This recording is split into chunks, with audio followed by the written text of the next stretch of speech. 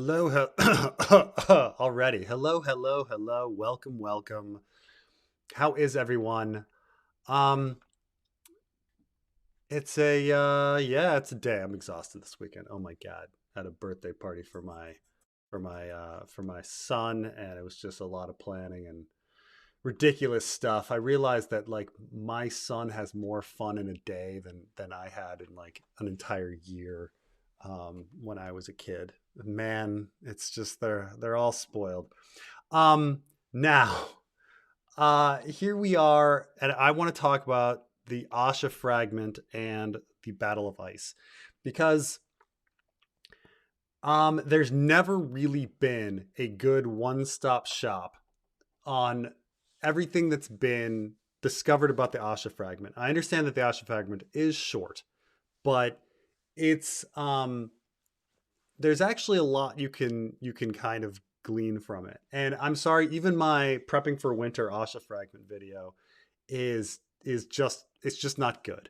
I rushed into doing it. I didn't really put the full analysis of what was in it. I found out a lot more afterwards about what that was in it. And so I'd like to talk about it because, eventually, pretty soon actually, the next chapter call is going to be Asha.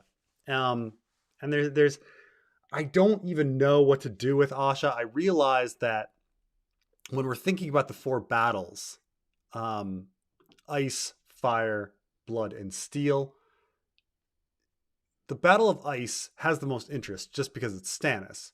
However, objectively, it's the most boring battle. Um, One battle has frickin' dragons and possibly elephants and all sorts of crazy pit fighters and just chaos. And one battle possibly has krakens and dark magic from Euron and ships. And another one, the steel has elephants and cliffs and all sorts of crazy stuff. And the Battle of Ice, yeah, it's some dudes who might fall through a lake. Like, that's the best you can kind of say. And I kind of realized that, man, ordering wise, maybe the Battle of Ice should be first or at least second, because it's the least like there's just not much that can happen. I mean, unless R'hllor is shooting fire out of the sky, not much can really happen in this battle. I mean, maybe the surprises with Theon. We care about Theon. Maybe it could be because it's about characters we care about, things like that. Theon and Asha and Stannis, that it brings something in. However, objectively speaking, like it's just not as crazy as the other battles. The other battles are fucking bonkers, and the Battle of Ice, not so much. Um, there is a historical Battle of Ice, though. Again, Battle of Ice is a fan-made kind of name, but there's a historical Battle of Ice where the legend is that there's a movie version of this battle, silent film, where it shows people falling through ice and all sorts of stuff. And there's just so much seeded for the falling through of ice that George put in the previous chapters, even though I had somebody comment once how they went ice fishing all the time, and they're like, dude, you know how fast those holes refreeze? There's no way anybody's falling through ice. Like, and I was like, that's probably true. But George doesn't know that. Like he's anyway. Um, so I want to talk about the Asha fragment because there's a lot actually in there. And let's bring up the Asha fragment here.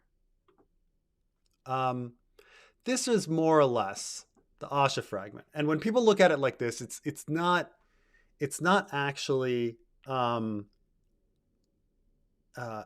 simple as this, because you kind of have to go back to George's original screenshot to know exactly what's going on here. So let's go. So I want to talk about the first line.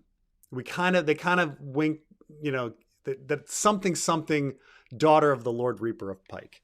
So the first line and this is probably the first line. So this is George's screenshot, and you can see he kind of wrote first line. Then he has a big break, and then he writes more. And I do know what's probably going to be in this break. This is and there's a reason for this, but we'll talk about the break in a second and what would be in there. But he clearly in his mind and his writing process, he had a good idea for the first line of the chapter, and then he kind of then started in, not in the middle of the chapter, but in the kind of like early part, because he skipped over some stuff. And so anyway, there's this break. And this is important. So George is in front of WordStar. And this is from last week tonight when he was on John Oliver and all of this. Okay, everybody knows this story. I don't need to repeat it. But he's on WordStar. For a long time, when I heard that George wrote on WordStar, I didn't believe it. I was like, how could anyone like go through the effort to emulate WordStar? That just seems like a waste of time. But no, here it is. he uses WordStar. Not even WordPerfect 5.1. So the way WordStar works is you can see highlights or italices. And so these are going to be italices, which means these are going to be thoughts. And so we have the first line, and then we get a thought of Asha, and then we get Asha thought, and then a kind of as in there. Now, George, when he uses thought, it's not so willy-nilly. Like most of the time, he doesn't use thought. You put something in italices, and we know the person thought it. Sometimes he throws in thought, but it's rare. And when he does, there's a reason, and that's because Asha thought as she took a something of the land, took in a long lay of the land. Something doesn't really matter. But the point is, the thought is going to be somewhat about the process of taking in the act of going and looking at the land. You understand? This is the difference between writing, like, say I'm writing, what am I going to have for breakfast? Preston thought as he opened the garage. That's an accurate sentence. George R. R. Martin would never write that, because opening the garage has nothing to do with eating breakfast. It would be, what am I going to have for breakfast? Preston thought as he gazed at the shelf of his pantry. Okay. It's not as simply simultaneous. It's as the subject of what the person is thinking is related to that. So whatever Asha is going to think here, it's going to be about the environment. But also George transitions his sentences. And so it's the first sentence, daughter of the, the first sentence is probably going to be something like, she was a Greyjoy, daughter of the Lord Reaper of Pike. Or she was a woman of the sea, daughter of the Lord Reaper of Pike. She was a Reaver, daughter of the Lord Reaper of Pike. It's going to be something like that, right? Because it has here, daughter of the Lord Reaper of Pike, which means her thoughts here are going to be the contrast of her being Ironborn in the middle of nowhere snow area. And that's the contrast of the thought. So like, even though we have no idea, I mean, you can kind of go through here, and some people have counted the number of characters and stuff like that, but they can't really figure it out. But Asha's initial thought, it's going to, the start of this, the chapter is going to be something like, she was a Greyjoy, daughter of the Lord Reaper of Pike, thought about the contrast of being a seafaring person in the environment that they're in. Asha thought as she took something lay of the land. Then there's a break. So this is the beginning. Then there's a break. Now, when we get back from the break, it's the leader of the enemy wore silver plate and mail, inlaid with details of lapis lazuli. The crest of the war helm was tall, fashioned in the shape of the twin towers of House Frey. That is a funny line, and it's really interesting because some people wonder, like, oh, is the Asha Fragment legit? And I would say absolutely it's legit. Like, absolutely, because this line is very clever. She's looking over there, Asha, and this is also weird. Asha's in the battle, close enough to see the enemy. Even though Stannis was protecting her as the king's prize before, protecting her from being sacrificed, protecting her from, having her live in comfort, relatively speaking, in the king's prize chapter compared to everybody else. Now she's close enough to be in the battle, which is odd. We don't know where she is, but and George does mess with like people can see much further in George stories than in real life, but she's there. She's somehow in the battle, not protected, and she sees the leader. But of course, this is not the leader. In a Clash of Kings, in a very random small like reference, there is a reference to the armor of Big and Little Walder. What does he say here?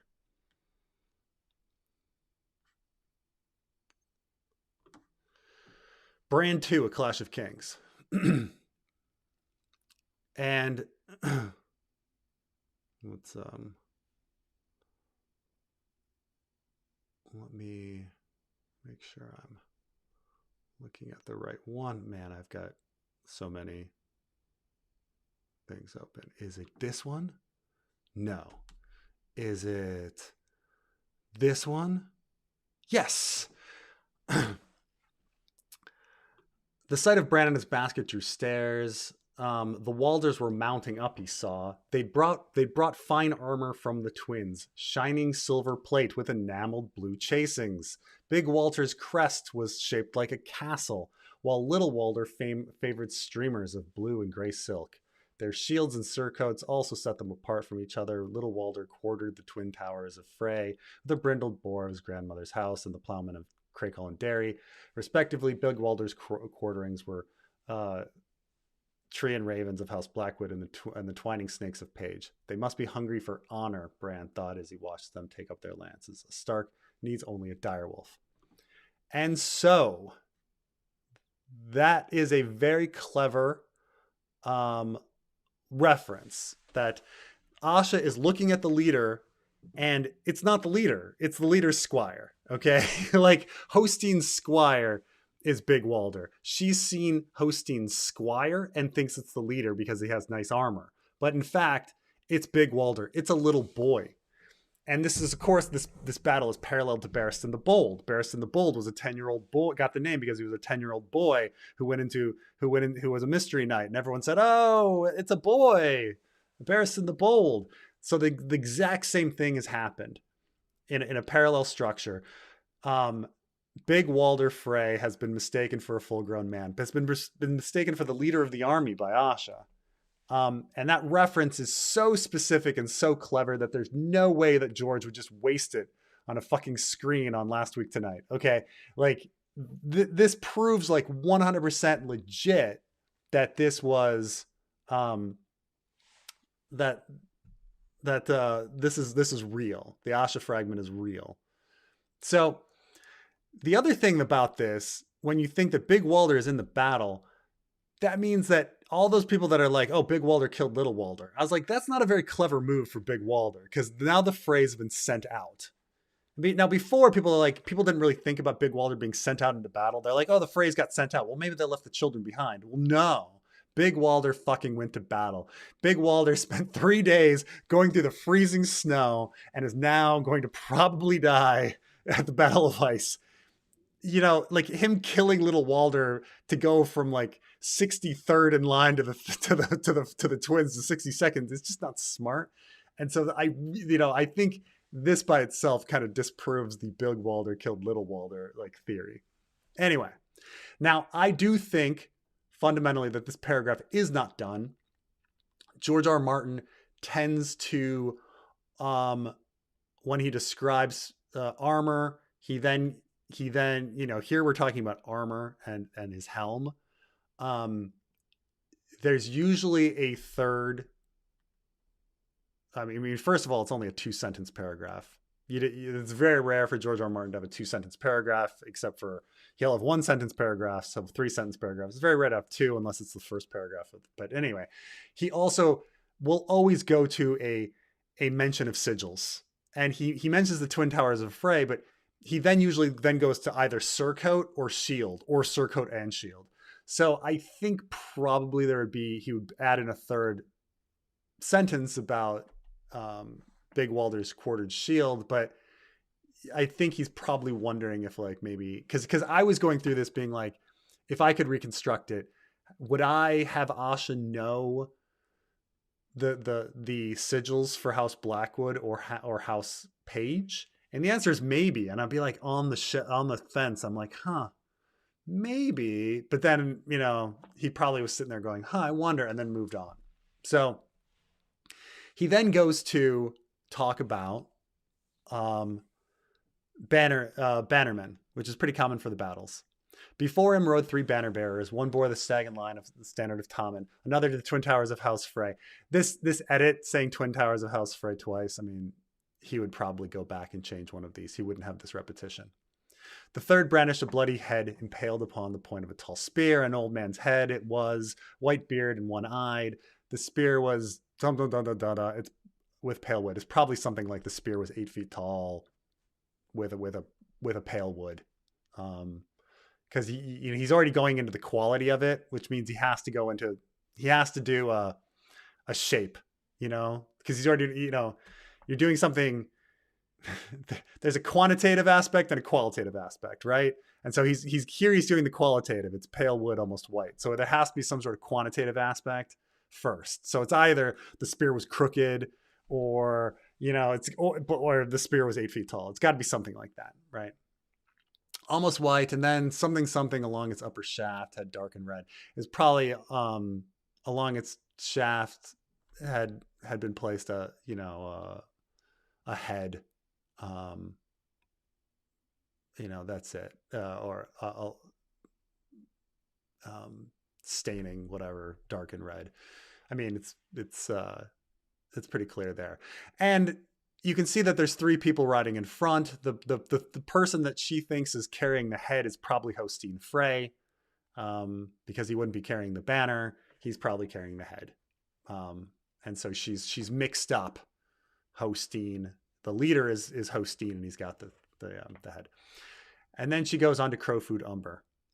Asha knew. The Northman had fought to his death, it seemed. Perhaps the foe had thought the sight of a severed head would take the hearts, take the, something about like frightening, taking the, I'm trying to think of like what the, I'm trying to think of a good sentence. It would probably be something like,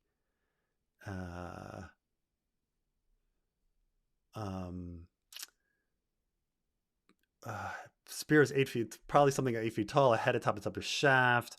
It'd probably strike terror in the hearts or something. It's probably something strange like that. Keep in mind that when these are transcribed, it's not necessarily perfect. It's like people's best guess on stuff. Probably like strike terror in the hearts of. And then we get this like, now before we get to this last line, I want to talk about Crowfood Umber and that line. So George likes to parallel battles, and he likes to parallel battles quite a bit. We know we're paralleling the Battle of Fire, and at the Battle of Fire, Tyrion is thinking about the Green Fork. So this is the fun little thing here. Let's go back to the Green Fork. Here we go. Now, if you remember the Green Fork, Tyrion and Tyrion is getting dressed by Shaya, and this is paralleled over in the Battle of Fire with Penny dressing him. And then he has the war horn sounding in the distance. The same shit is happening, and then we get to a description of friendly armies, okay, that's going on. and then we get to, and then it switches to, the foe. There's some environment, but then it gets to the foe. The Starks then come in, and this is what's really interesting here, is this paragraph. He's talking about his own thing. The Lannisters, the wing was all cavalry. And then Bronn says, "Crow food," Bronn muttered beside him. giving voice to what Tyrion had left unsaid. He could only nod. Had his father taken leave of his senses, no pikes, no few bowmen, a bare handful of knights, the ill-armored and unarmored, commanded by an unthinking brute who had led with his rage. How could his father expect this travesty of a battle to hold the left? So this is that thing. Bronn literally fucking says crow food. Okay? Like in at the Green Fork. And so then we go back to here. Crowfood Umber, Asha knew.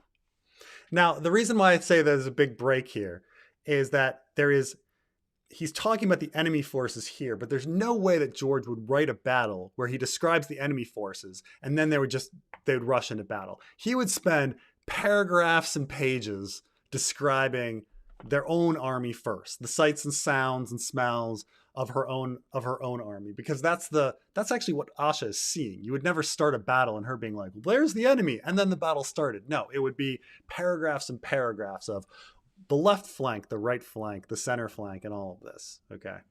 And so like it's very, very clear that George is paralleling the Green Fork here.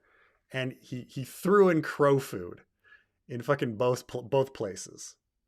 So if you remember the Green Fork was essentially Tywin had three sections of his battle, and then he had reserves. The reserves were cavalry to come in and work where they could. I suspect that Asha is also in the cavalry. Stannis doesn't really have that many horse. He's got 60 horse or so. And so maybe she's been given one of the horse, and she's hanging with them. We know that Stannis's group is about 2/3 Northerners, 1/3 Southerners. And so he could probably, if you're doing the same thing, parallel structure of the Green Fork, you would have like 3 sections, like one section for Southerners, 2 different sections for Northerners. And then he would spend this area between, like Asha thought as she took a lay of the land or whatever, you'd have a description of those. And then if we're thinking Green Fork, one of those sections he's probably thinking is going to collapse and lead people onto the lake, right? The thing is Stannis' army has no horse, and Hostin Frey is coming in with all horse. Now, George, he's pretty good with history. I don't know if he's necessarily perfect. He's writing and planning this stuff before the internet and stuff like that. But if you're in a situation where everybody's on foot and the foe is running on a horse, everyone should freaking have spears. And for the Battle of the Green Fork, everyone did have spears except for Tyrion and the Mountain. He purposely didn't give them spears because he wanted them to collapse. And then the two of them overperform. They overperform and ruin Tywin's plans. But if the same thing is happening again, I imagine that one of those sections, either the Southerners, Northern 1 and Northern 2, will collapse, and the horse force will come out onto the lake to have them fall in or whatever. Like, that's what would make the most sense to me. But then we've got this last freaking line. And this last line is the most problematic. Somebody mentioned pikes. Yes. George doesn't really differentiate between pikes and spears, by the way. I understand that there's a huge difference between pikes and spears, pikes being much longer. But when George writes about pikes and spears, he kind of writes them the same. But nonetheless. Anyway, so then we get the last line. They rush together. This last fucking line is the hard part. Because all strategy, when everybody's like Stannis is a genius, and this includes all analysis that I did, and when we're talking about like can't use with the night lamp theory and things like that, it all relies on the idea that Stannis's forces would stay put and the horses would rush in. and cause problems. And strategically speaking, if you're in a situation where everybody's on foot and you're facing horse, you should all have pikes and spears and staying put as they ram into you. That's how, like, now at the Green Fork, that's not what the Mountain and Tyrion did. The Mountain went straight into the Northerners, and the Northerners stopped and formed a spear wall, and then they bashed through their spear walls, and it's all weird and backwards. So it's I don't know how to reconcile this line. They rush together. Like, why would Stannis's forces be rushing towards Hostin's forces? Like, that ruins the whole rush onto the lake thing. It's counterintuitive with how you would fight horses, like how you would fight cavalry. So I just don't know. Anyway, this is a long explanation. So maybe that last line George will change, or maybe George just is not really thinking about the night lamp and we're all fucking wrong, and he's not really thinking about what you do with spears and cavalry, and he's just gonna have fucking chaos, and I don't know. A lot of people talk about extra armies coming in. Can the Manderleys bring forces in? Can Dagmar Cleftjaw bring forces in?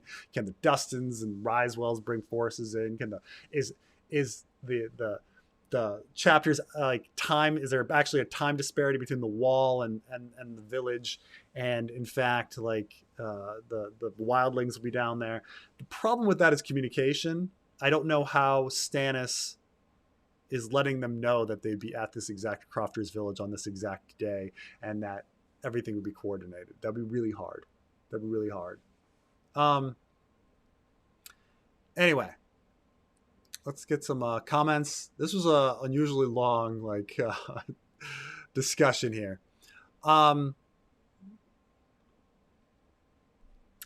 Now, somebody asked a question I thought about quite a bit, actually,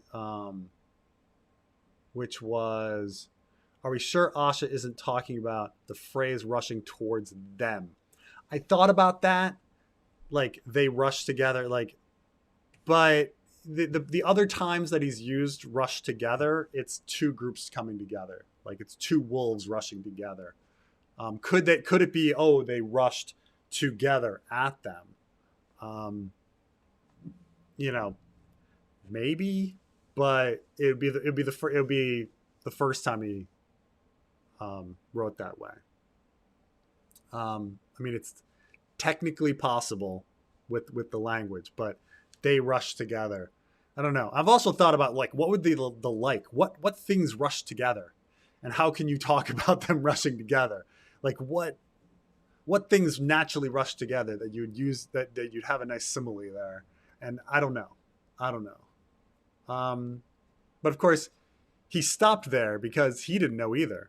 They rushed together and he couldn't come up with anything. So, and that's where he got stuck.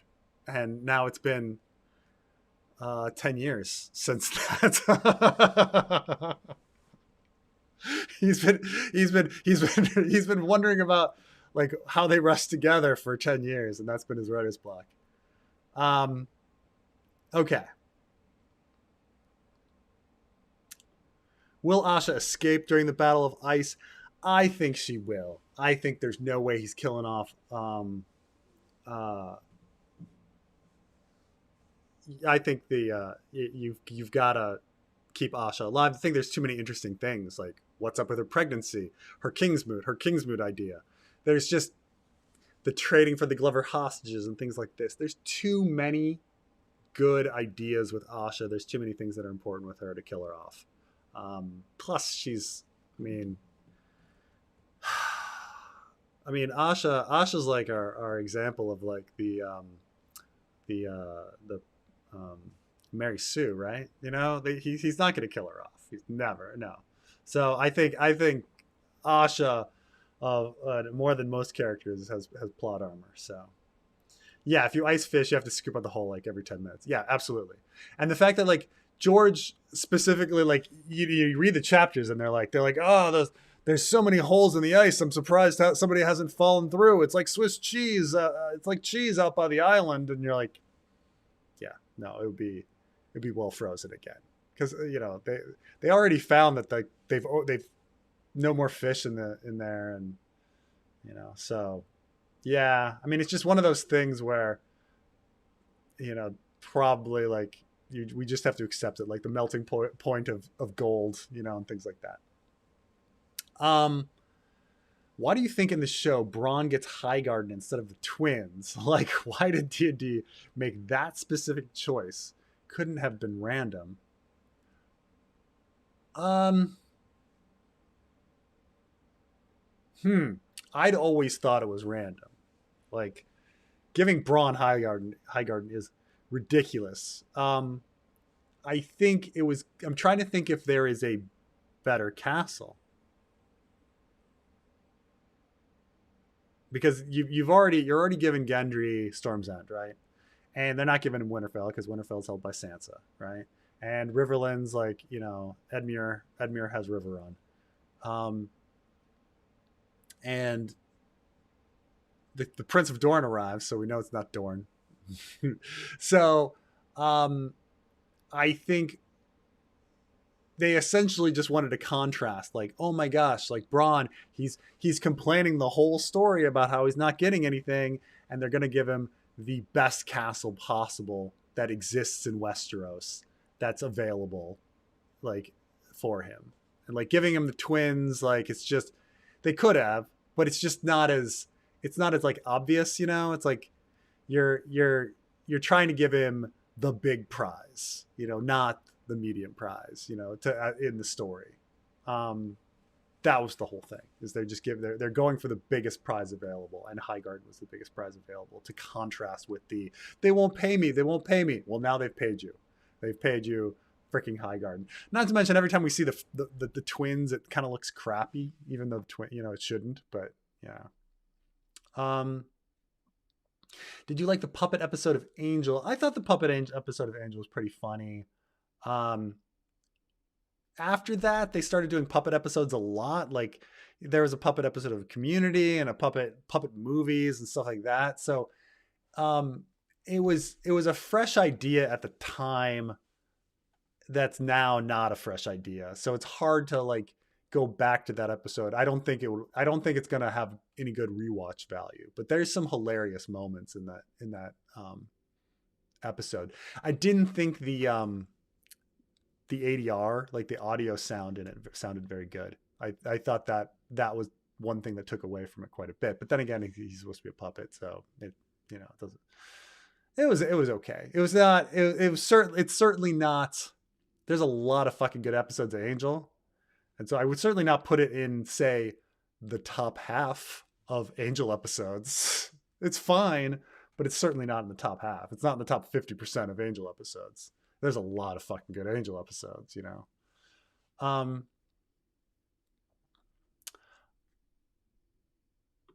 How can George R. R. Martin be confident Winds of Winter is complete without writing at least half of A Dream of Spring? There's no turning the ship around anymore. Oh. So I'll tell you that, with regards to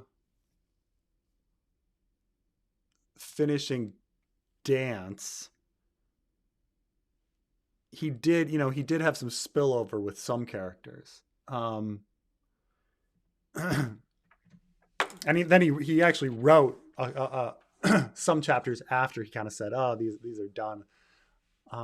Like the Tyrion battle stuff, I wasn't sure if he wrote that with the intent of it actually being in Dance, or if he knew it was always going to be in Winds, or maybe he was on the fence or something. But can he be confident? I don't know about half. I think he could like have a couple he could have like one chapter in with each character and kind of know, not even with all the characters, but again, he's never going to finish Winds, and he's never going to finish Dream. And if he does finish Winds, like he would the story would be so open that you wouldn't actually be able to close up a Dream of Spring. Like, it would just be too much. I mean, when I look at Winds, it'll take half the book to properly close off the plots in a satisfactory fashion from Dance. Like all of the battles, Cersei's trial, Jaime's trial, that takes half the story. That takes half the book to get there. So, yeah, how can he confidently? I don't think he can. I think you're right. I think that kind of maybe goes with all books, like unless they really have a closed story to them. And right now he doesn't have a closed story, because the minute now like considering it's going to take half the book to close off the story from Dance, now he opens stuff up for wins, like new plot lines, and then they wouldn't be finished unless he's thinking like start up the end game plots, start right there. But yeah, the book would end not at a decisive moment. It would end cliffhanger in the middle of action again. I mean, there's a lot of problems with wins. Just throw it on the pile. But yeah, but if you're asking the question in some sort of like positive sense that he'll finish wins and then he'll be halfway done with Dream, no. He's given us word counts and such. Like that's just not there.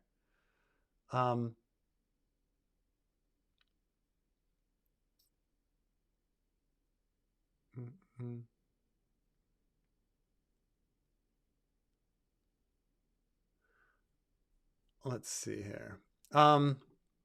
Do you think George R. R. Martin is overly self-indulgent? For example, he wrote Fire and Blood as a fictional history book and written Justice Dry. Who is that for? It was so fucking boring. Oh, this is a spicy take. I also don't like Fire and Blood. I don't think it's a good book. I know some people really like it. Some people do. But I also wonder, if you like it, do you really like it in isolation, or do you like it because it's attached to Ice and Fire and it's an excellent addition to Ice and Fire? I don't think it's good by itself in any sort of like isolated way. Like, why would these like random people in history doing random things like matter? And yeah, no, is it self-indulgent? I don't think like that was his motivation for writing it. I think his motivation for writing it was very piecemeal. Like, I think he was encouraged to write some backstory. So Elio and Linda had an idea for a coffee table book many years ago, like even before A Dance with Dragons was published. And they were like, hey, you've got all this great like history and lore, we could help you like organize that history and lore into like a coffee table book of some sort. And he was like, yeah, that sounds great. And then he kind of like got in that mindset, okay, maybe I'll write some backstory on like Targaryen history. And so he wrote this collection was coming out, Dangerous Women. And he was like, okay, I'll write something on the Dance of the Dragons and crap it out and put it out in Dangerous Women. And then it did really well. And so he's like, fine, I'll do another one, Rogue Prince, and put it out in Rogues. Oh, that did well. I'll do Sons of the Dragon, and I'll put that out in Book of Swords. And he cropped those up pretty quick, considering, And so when this editor came around, and said, hey, chop, where's Wins? And he said, fuck. Like, I'm nowhere near finishing Wins. But this stuff I've been writing faster. It's easier. Like when you think of like a George R. R. Martin sentence and how much time goes into crafting a George R. R. Martin sentence. Like, let's just pull how beautiful George R. R. Martin's writing is for a moment. Okay.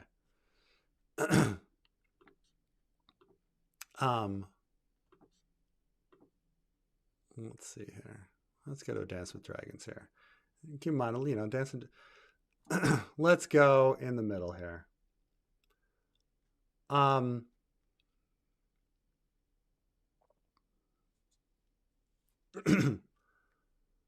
can't go at the beginning of the chapter. That's going to be too beautiful. But look at this. I mean, the air was wet and heavy, and shallow pools of water dotted the ground. Rick picked the way between them carefully, following the remnants of the log and plank road that Robb Stark's vanguard had laid down across the soft ground to speed the passage of his host. Where once was a mighty curtain wall had stood, only scattered stones remained. Blocks of black basalt so large it must have once taken 100 men to hoist them into place. Some had sunk so deep into the bog that only a corner showed. Others laid strewn about like some god's abandoned toys, cracked and crumbling, spotted with lichen.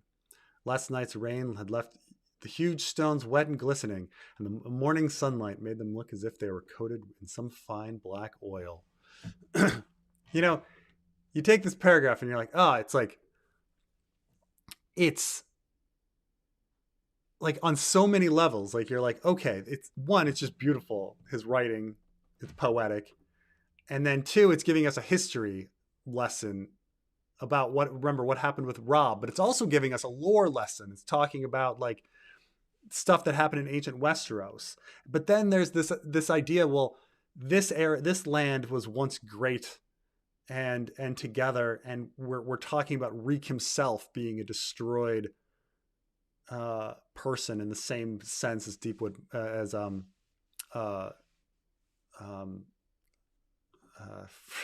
it, the neck. God damn it, not Greywater Watch, but Moat Cailin.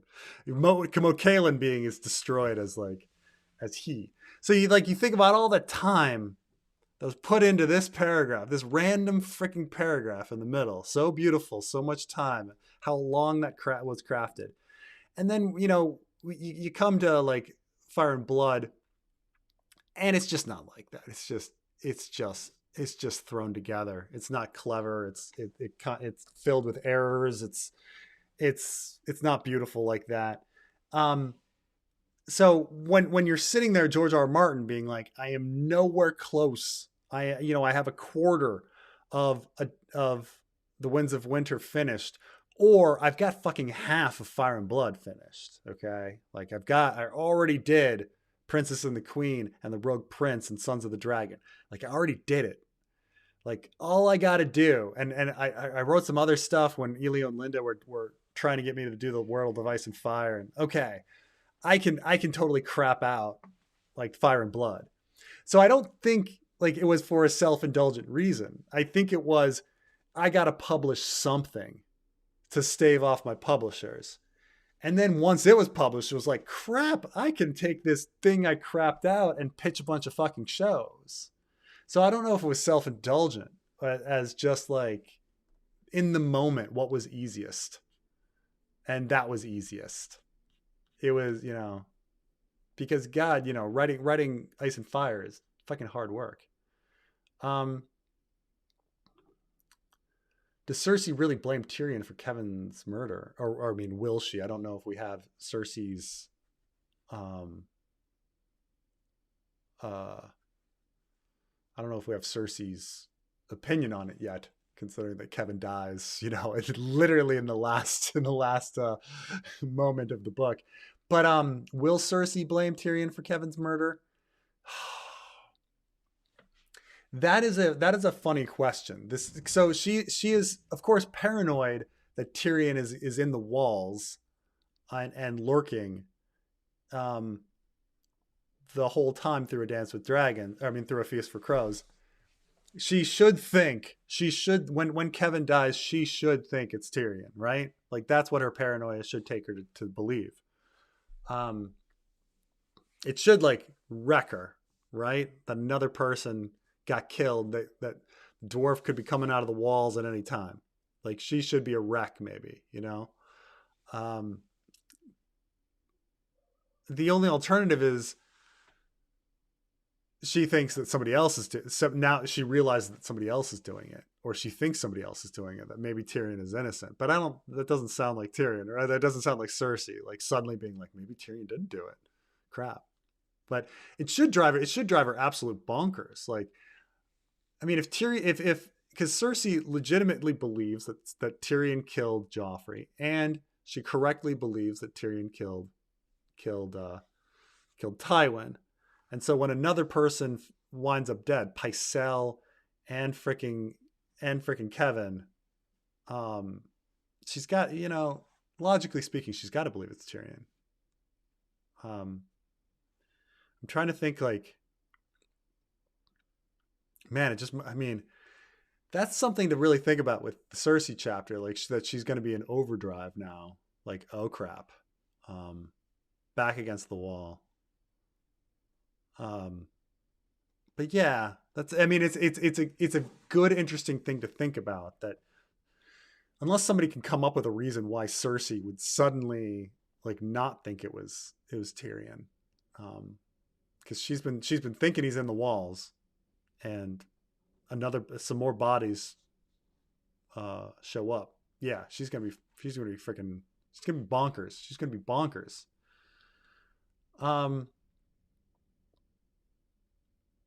Maybe she, like, how she's sleeping with the how she's sleeping with the novices. It would be really funny if like she purposely slips out of her bed every night and like sleeps somewhere else, like under a table, because she's hoping that they're going to come in and stab the novice instead of her, you know? Or maybe she'll like, doing something to like switch, like dress up the novice in her clothes so that like, or something like that. Like, that sounds like something Cersei would do. Be like, you got to look like me, in case Tyrion comes in. Have the novice be the one closest to the wall. I don't know. But closest to the edge. She would be closest. I don't know, man. If he's coming out of the wall, maybe she'd like the novices. She would definitely like the novices being there, I guess. Does George R. Martin write on Wordstar? No, he doesn't write. Yes, that's true.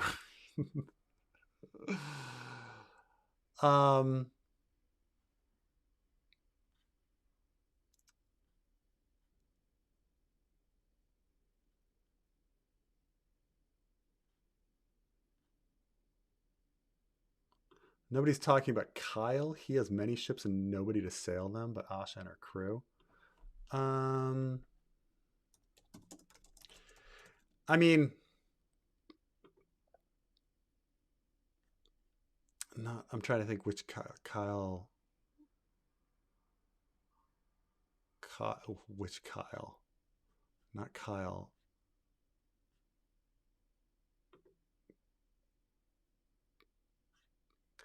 I'm just thinking of the the ships are there's the missing ship. We have a bunch of ships with regards to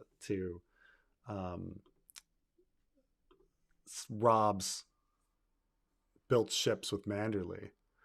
But Asha doesn't have much of a crew left. She has 9 people. She has enough for one, it's not even enough to man one ship. Thing is, if we're talking about Ironborn, we're talking about Dagmar Cleftjaw's crew. That's a crew. When writing this Asha chapter, will you use the Battle of Ice, known as the Battle of Lake Papus, or the Battle of Lake Chud as inspiration? Definitely. This is what I was talking about, how there's a historical Battle of Ice. And there is a movie, like I said, a silent film based on it. But so really, if the silent film has people going through the ice, but and so the thing is, George R. Martin certainly knows about this Battle of Ice. Okay, so George R. Martin wrote a story called Fortress that later got changed into a story called Under Siege. So he wrote this story twice, and it was about like Finnish Russian history, and this moment, and not this particular moment, but like this is not like a random area of the world to George R. Martin. He like specifically studied history related to like Finland and Russia. While if you asked an average American, like, what do you know about Finnish history? It'd be, everybody would have a goose egg, right? But George R. Martin actually like studied this. And so, I think that's, you know, the real battle doesn't have people going through the ice, so maybe he'd go for the movie version or something like that. Um, I think there's discussion of whether or not the horses would slip on the ice. You know, that might be something. Um, but and maybe when people are talking about like the Garens, the northern Garens are more sure-footed with their snowshoes, but there's not any horses left. Like the northerners, Stannis has like 60 horses left. They have nobody. You know, some people are like maybe they'll bring in some horses from somewhere else or something, but there's just no, I don't know. There just doesn't seem much time. And how would they know that they're there at that moment? But I mean, George does love armies coming in and all, but it's. I think I'm probably going to leave it up to people. I mean, when I do a call, the thing is trying to make it interesting. Trying to make it interesting and crazy enough on the same level as the other battles is going to be tough. But yeah, I definitely am going to be referring to that battle and trying to think about adding aspects of it because I'm pretty sure that George knew about it and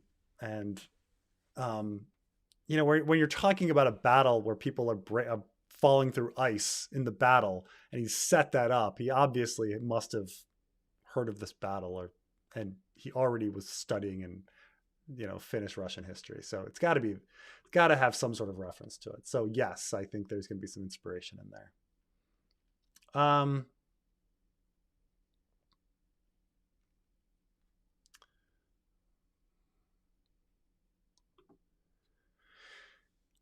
Any plans for Osha in the fanfic? Watched some old interviews, and George said her portrayal on the show is the only one that made him want to change his character in the books to have a bigger role. I mean, I think we're going to see how it goes. Osha is definitely going to appear in the Davos chapter, so we have to you know figure out what to do. I think you know if I think she's definitely got an interesting backstory that we need to explore. Like, how did she meet those Night's Watch people that she was traveling with in the Game of Thrones? Like, why did she have certain opinions about Mance Rayder? Like, all of that is unanswered, and I would love an answer. I would love to go into backstory on what Osha is all about, you know. And so, absolutely, there's going to be a lot on Osha, and we need to answer those questions. It's just I haven't really put much thought into Davos and Skagos. You know, when he comes, you know, we'll do that. But man, it's, I mean, even here with Asha, like I thought I'd thought about the Battle of Ice a lot, and then I was like, I was sitting down being like, okay, what am I gonna have people write for the Asha chapter? I'm like, huh. I started rethinking things again, like writing the night lamp theory just like in many ways doesn't work. Because one, like Asha has to be in the middle of the action, right? She has to be doing something. That's the thing is like a character watching everything is not a chapter. Like, you know, the characters have to be doing something, you know, in the chapter. So what is Asha doing? How is she filling the time? I don't know. So we'll see. We'll see.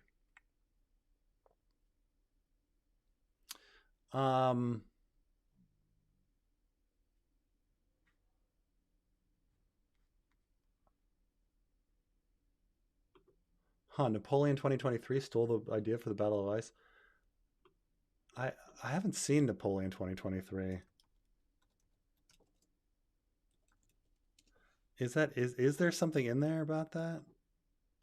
About fighting in the fighting. I mean, I'm sure there's something about fighting in the winter because Napoleon. Oh, here we go. Napoleon outmaneuvers and defeats the Austrians and Russians, forcing them to retreat over a frozen lake before bombarding the ice and drowning them. Great. Great. Story already freaking taken. Right?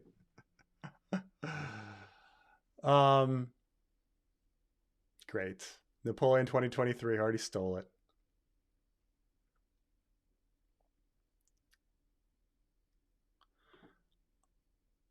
in the past few streams, you said George R. R. Martin was okay with the Game of Thrones plot points, where House of the Dragon he doesn't. He doesn't, but they cut Lady Stoneheart and other characters. It's true, and he was open about how he was disappointed with the cutting of with Lady Stoneheart. Um, but what's odd, is we don't. And again, maybe it's just George. George feeling like he at the time he didn't want to say anything. I mean, people change. People can become more boisterous later, or maybe he's hoping for course correction on House of the Dragon. But yeah, I mean, he let slip here and there. Like, it's not like he was open. It's not like did he even write a blog on it? Because I want to say, I mean, I was next to George when he kind of when he told the Italian that Lady Stoneheart wasn't going to be in it, and that he fought for it, but they said no, and I'm trying to remember if he ever mentioned it at any other time.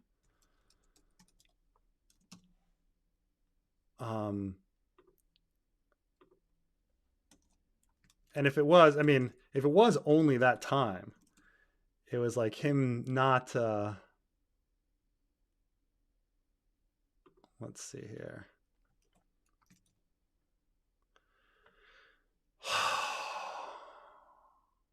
I mean, he mentions that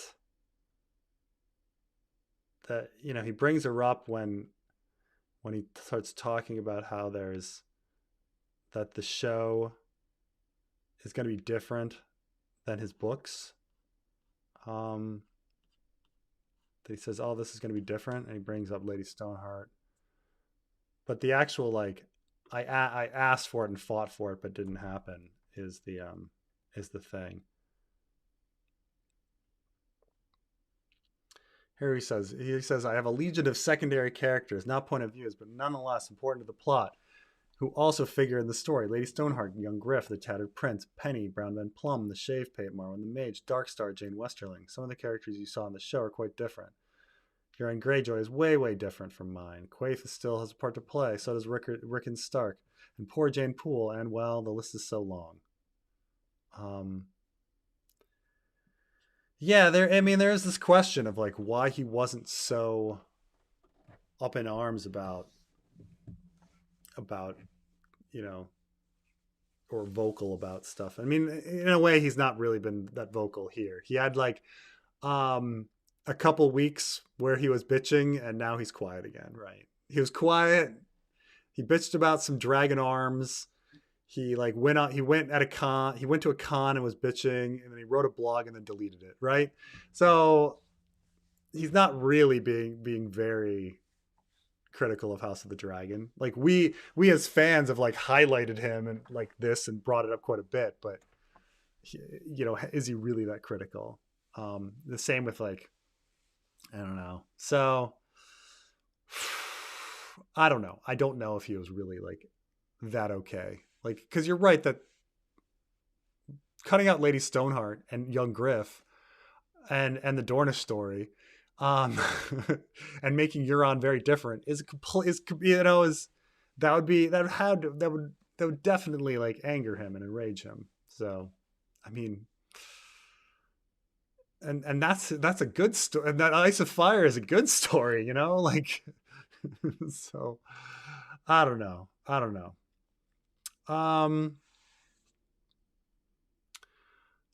Will you ever start writing a fantasy book? I learned a ton from you about politics, ethics, and your literary analysis of A Song of Ice and Fire, assigned former inner city kid. I have a fantasy book of sorts finished. There's some last finishing touches I need to put on it, and then I have to figure out the publishing. But I told myself I was going to do it in August. I told myself I was going to do it in September, and then it didn't happen. But it's done. The book is done. There's just a few minor editing things, and then I need to look into the publishing aspect of it. But I do have a fantasy book. I mean, it's called the Dreams of Ghosts and Indians, and it's finished. It's yeah. It took me a fucking over a decade to write it. You know, like pieces here and pieces there, and oh my god, it was ridiculous because it's not even that long. You know, it's like 80,000 words. But I need to put it together. So hopefully I'm gonna have some time. Maybe I'll have some time over the next 3 weeks, and I'll try to get that done and know where that is. But that's happening. That's coming forward, you know. But it's there. But Dreams of Ghosts and Indians it's pretty much a done book. I just need to do some last minute, you know, one more reread, and then incorporating like the last minute little changes, and then publish. A Feast for Crows took 5 years. A Dance with Dragons 6 years. Since both are one book, it took 11 years to write. So far, it's taken 13 for Winds. That's true.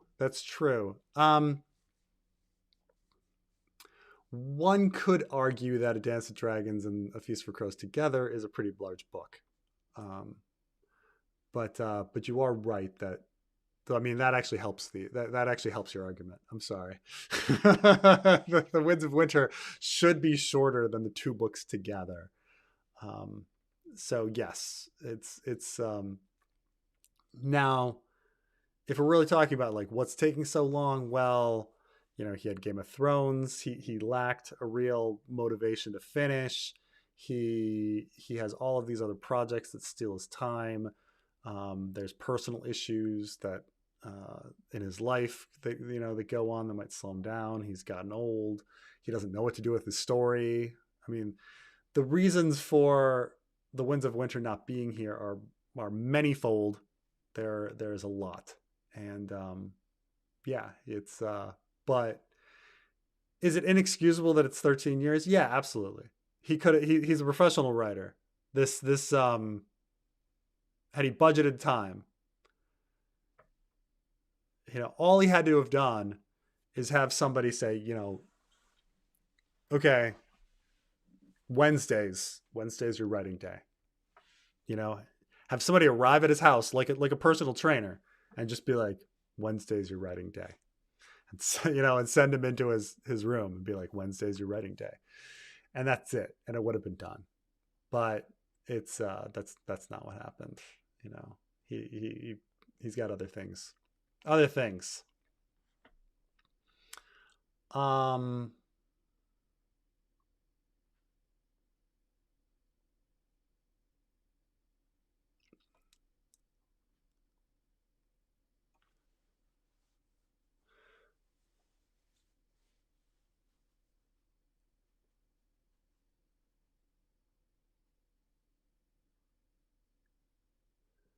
Let's see here. I'm a historian, so I view Fire and Blood as a great book solely because it's fun to be able to scrutinize a primary source when the lack of answers is a cool mystery and not a week-long dive for nothing. Yeah, I mean, if you take it from the real historian position, and there's a lot of you know, when I think of the multiple sources thing, I think like I there was a time where I was super into the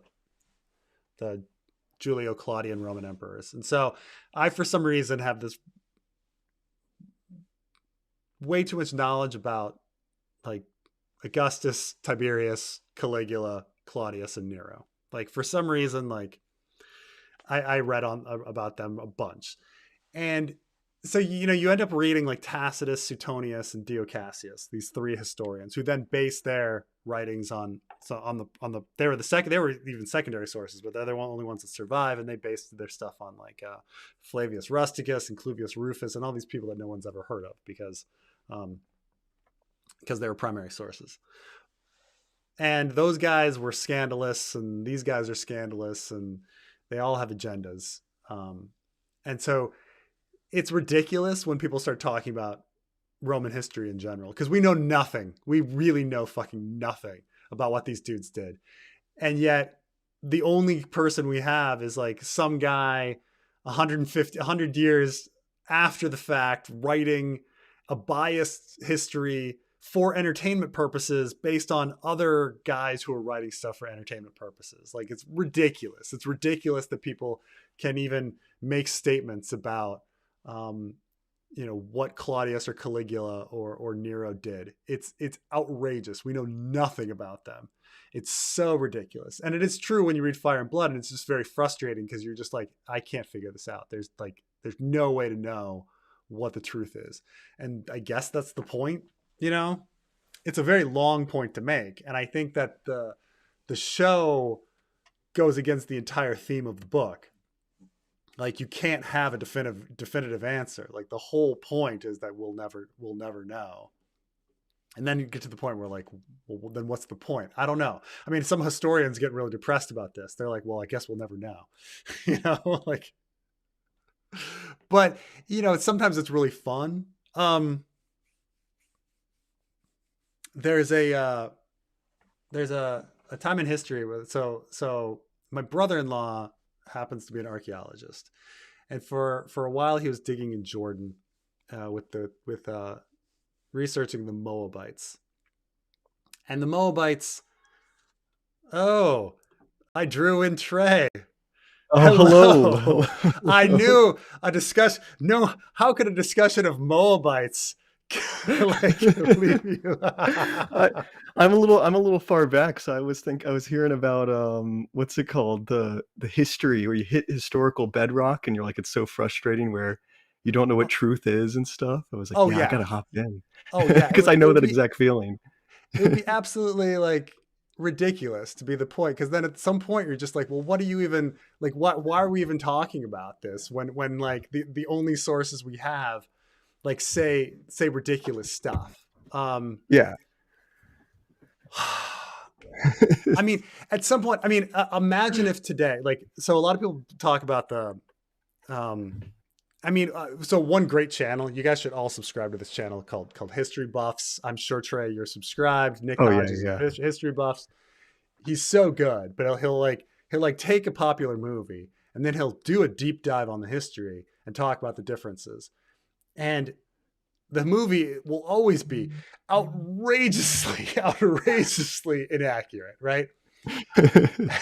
So, and I think about like the movie Amadeus, which is a fantastic movie, but so outrageously inaccurate that people today are still like, well, Salieri killed Mozart. And you're like, no, that didn't fucking happen. Like, no, that was a movie.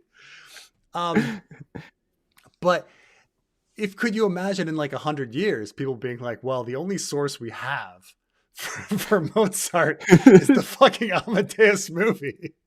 I thought you were going to say like the Oppenheimer movie or something like that. I guess that one's a really accurate one, but like, yeah, you're right. Where it's like, it's something that's done for entertainment value. Cause that's what we have with the 300, Battle of Thermopylae, where it's like all just like plays and I don't know, Herodotus, which is like all exaggerated and stuff. And that's like the only source. And you're like,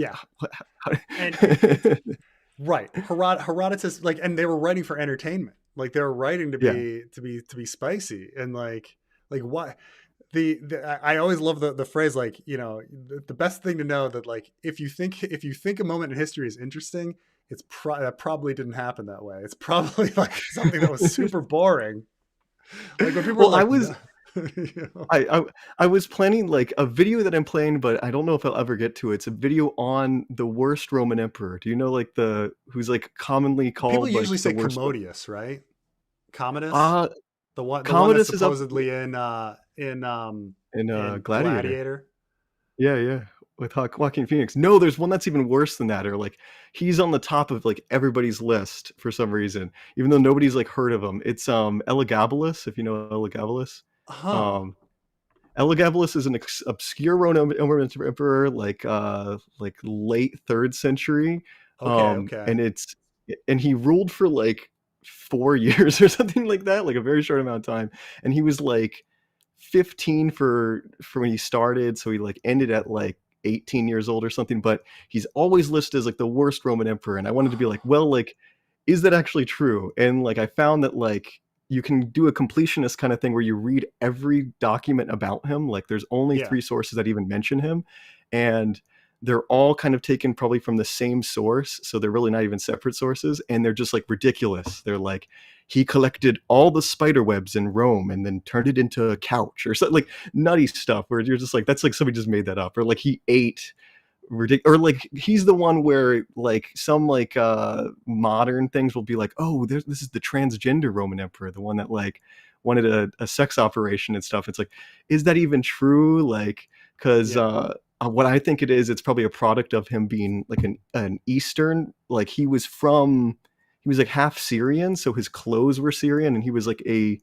believer in like a Syrian religion, so he wore what like Romans would think is like feminine clothing, even though it was masculine clothing in Syrian culture. So like, there's all these things where there's probably like it's distorted. But the thing is that like if you look at it's like I did like the documents, and then I compared it to the archaeology, and the archaeology shows that like under his reign, roads were being built, bridges were being built. Like it was totally a fine reign for probably most people. Most people didn't even notice the change.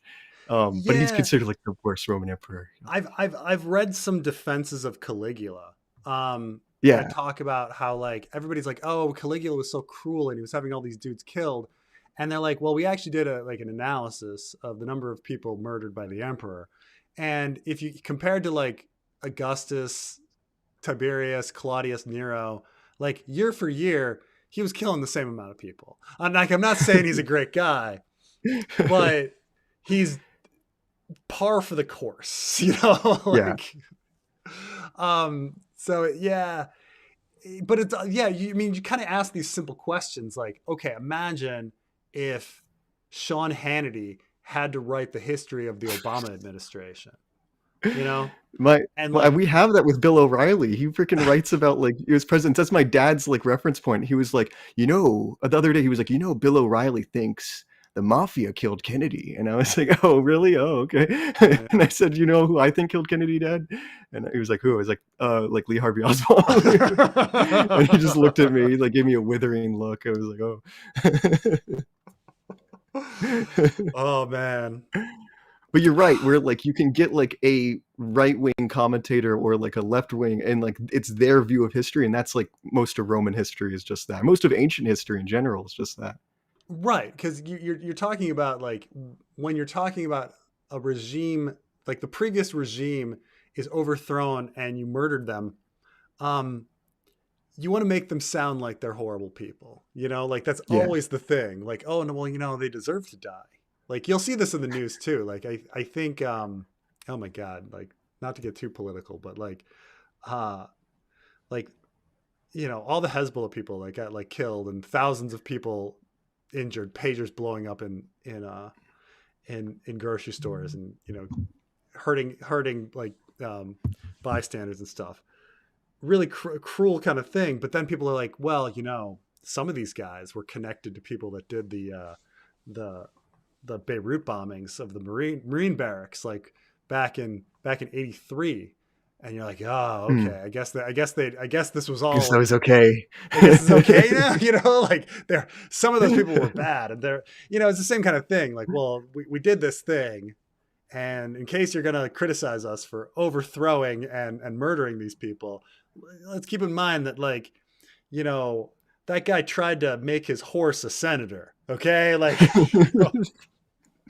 This guy was fiddling while Rome was burning, guys. Okay. You just keep that in mind. So it's okay that we murdered him and all of his family, and so all right. Oh, like that's a good point about like what's the point of Fire and Blood? Like I get that the kind of the point is to be like the murkiness of history and how interesting that is, but like, does it need to be a giant ass book that's delaying Winds of Winter, and then that he's working on Blood and Fire now, right? He did that post where he's like, I'm working on Wind, but I'm also doing Blood and Fire, and you're like, no, don't do that. And that is the thing. Like the shred of worth of Fire and Blood, I would put in 2 baskets. Like, I would say that, yes, making this thematic point that history is messy and we can never know history. That's point one of value. And then point two is like maybe Maester conspiracy stuff. Like maybe you can like wink out like some Maester conspiracy stuff. And that's it. Like, I don't know if there's much value beyond that. But both of those Don't you guys want to learn about the monkey of what's her name, like the princess's monkey, and all these colorful characters? Yeah. Lohar. She then took a ship and went south by southwest, and then she turned around. I don't know. I'm just such not a fan of Fire and Blood, and some people are. But then, like, those two things that I think of are of value, the show doesn't have either of those things in there. They cut both of those. So what is it? It's just people doing stuff. That's all it is. It's just random people doing stuff, free of themes or logic or significance. It's just people doing stuff. Oh God. Events happen. So how you been? I've been good. I've been high because like I finished my big old video. I finished it yesterday.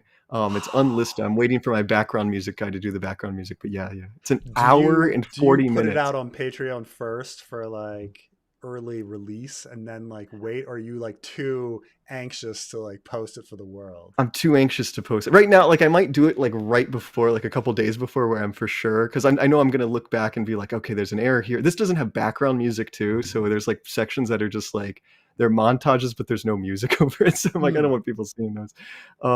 But yeah, I'll do a Patreon early upload a little bit before. I just need my background music guy to finish. So yeah, it's my longest video. It's an hour and 40 minutes, which is insane. I don't even know how I did it. I've been seeing a lot of videos lately talking about how YouTube videos are now getting super long. Like that, this is like the new thing. That everyone does like 7-hour essays on like a 2-hour movie, you know.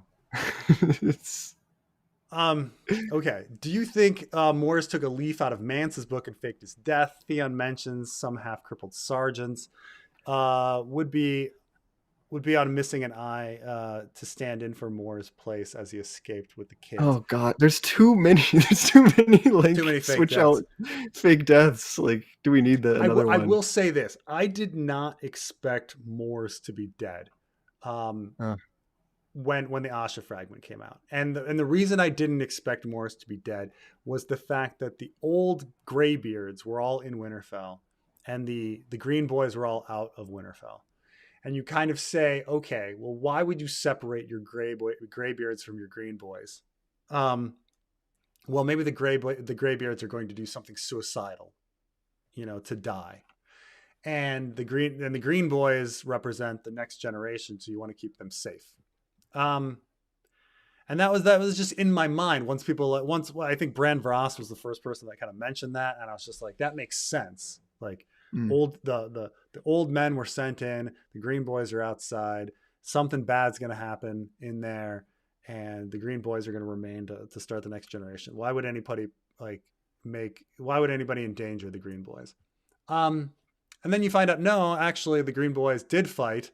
They got slaughtered really quickly. They got annihilated by the Freys as they exited Winterfell. They cut off Morris Umber's head, and they went into the attack Stannis. And I suppose the whole statement about like preserving Green Boys and like killing off the old men, like once you kind of go, yeah, but they're still like children. I mean, like you can kill off your Green Boys, but your Green Boys are not going to be like younger than like 10. Like you still have other kids. Like you don't really need the Green Boys that much. And you're like, okay, fair enough. But then why did the Umbers separate them? I have no idea. That's a good point. And you're right. And I guess like if you would just want to just kill off people in the north, like why not? Just the others are going to come soon too, right? They're just probably going to kill everybody anyway. So it's like end game kind of scenario. And it may be that George like plants a lot of seeds, and then he's just like, yeah, it's too hard to do anything with that. Kill him. It's like fine. Because Like I I fully thought, and thought when about you the when you separation of green boys and graybeards, and then I was just like, nah, I had nowhere to go with it. well, I thought, yeah, you're right. Where I thought it was going somewhere where he's like, Morris Crowfood Umber was like, I'll go anywhere you want me to, just don't make me fight my brother. And like, you're Yeah, right, that it sounds like it was maybe setting up something like he actually was going to have to end up fighting his brother. So I don't know. Who knows? Well, you're right. I don't know. You're It looked like absolutely you're right. right. Something with the And these character. little things like Hother Umber being uh um like murdering somebody at the Citadel that he'd studied at the Citadel, and like, is that going to be Oh yeah. relevant? I don't know. You know, He's or gonna is it meet just Satin. His gayness is gonna alleged gayness is gonna come into play yeah, with yeah? It when he was meets he went Satin. home with Satin, Yeah, Satin. yeah. Satin meets him, and he's like, "Wait a second, I know you," or something like that. That'd be awesome. I survived my stab wounds. He like pulls up his shirt. He's got all these like stab Yeah, that'd wounds be on him. crazy. And then I went to He's the Gulltown Lord. just to fill my whole story together. um, Oh god. you ever realize parallels between Stannis and Aerys, both burning men alive, including their own hand, being seduced by pyromaniacs? Weird parallels. Um, yeah, I mean, I think this is all. George throws in so many parallels and so many callbacks to each other that they start getting all confused. But yes, there's definitely like we're definitely supposed to think about Stannis's obsession with fire, um, and Aerys's obsession with fire. Like, but at the same time, we're also supposed to think about it with Balon Greyjoy. In all of those scenes with Balon Greyjoy belittling Theon, he's just sitting there staring at flames like the whole time. Like we're supposed to be thinking about this with a whole bunch of characters. So, yeah, he parallels everybody. He parallels everybody that these pyromaniacs and people obsessed with fire. But why Balon was obsessed with fire? It's Why is probably never Tyrion going to be obsessed with explored. fire? Was that? Why is Tyrion like burning You're stuff? right. Tyrion's obsessed with fire too. It's Absolutely. kind of weird. Good point. And he's like Um, he's implying that Jon Snow also is like into burning or I guess killing people, right? He's like you imagine killing people, you imagine killing yeah, your he's like, you're just stepmom or like whatever. me. And he's like, no, I'm not.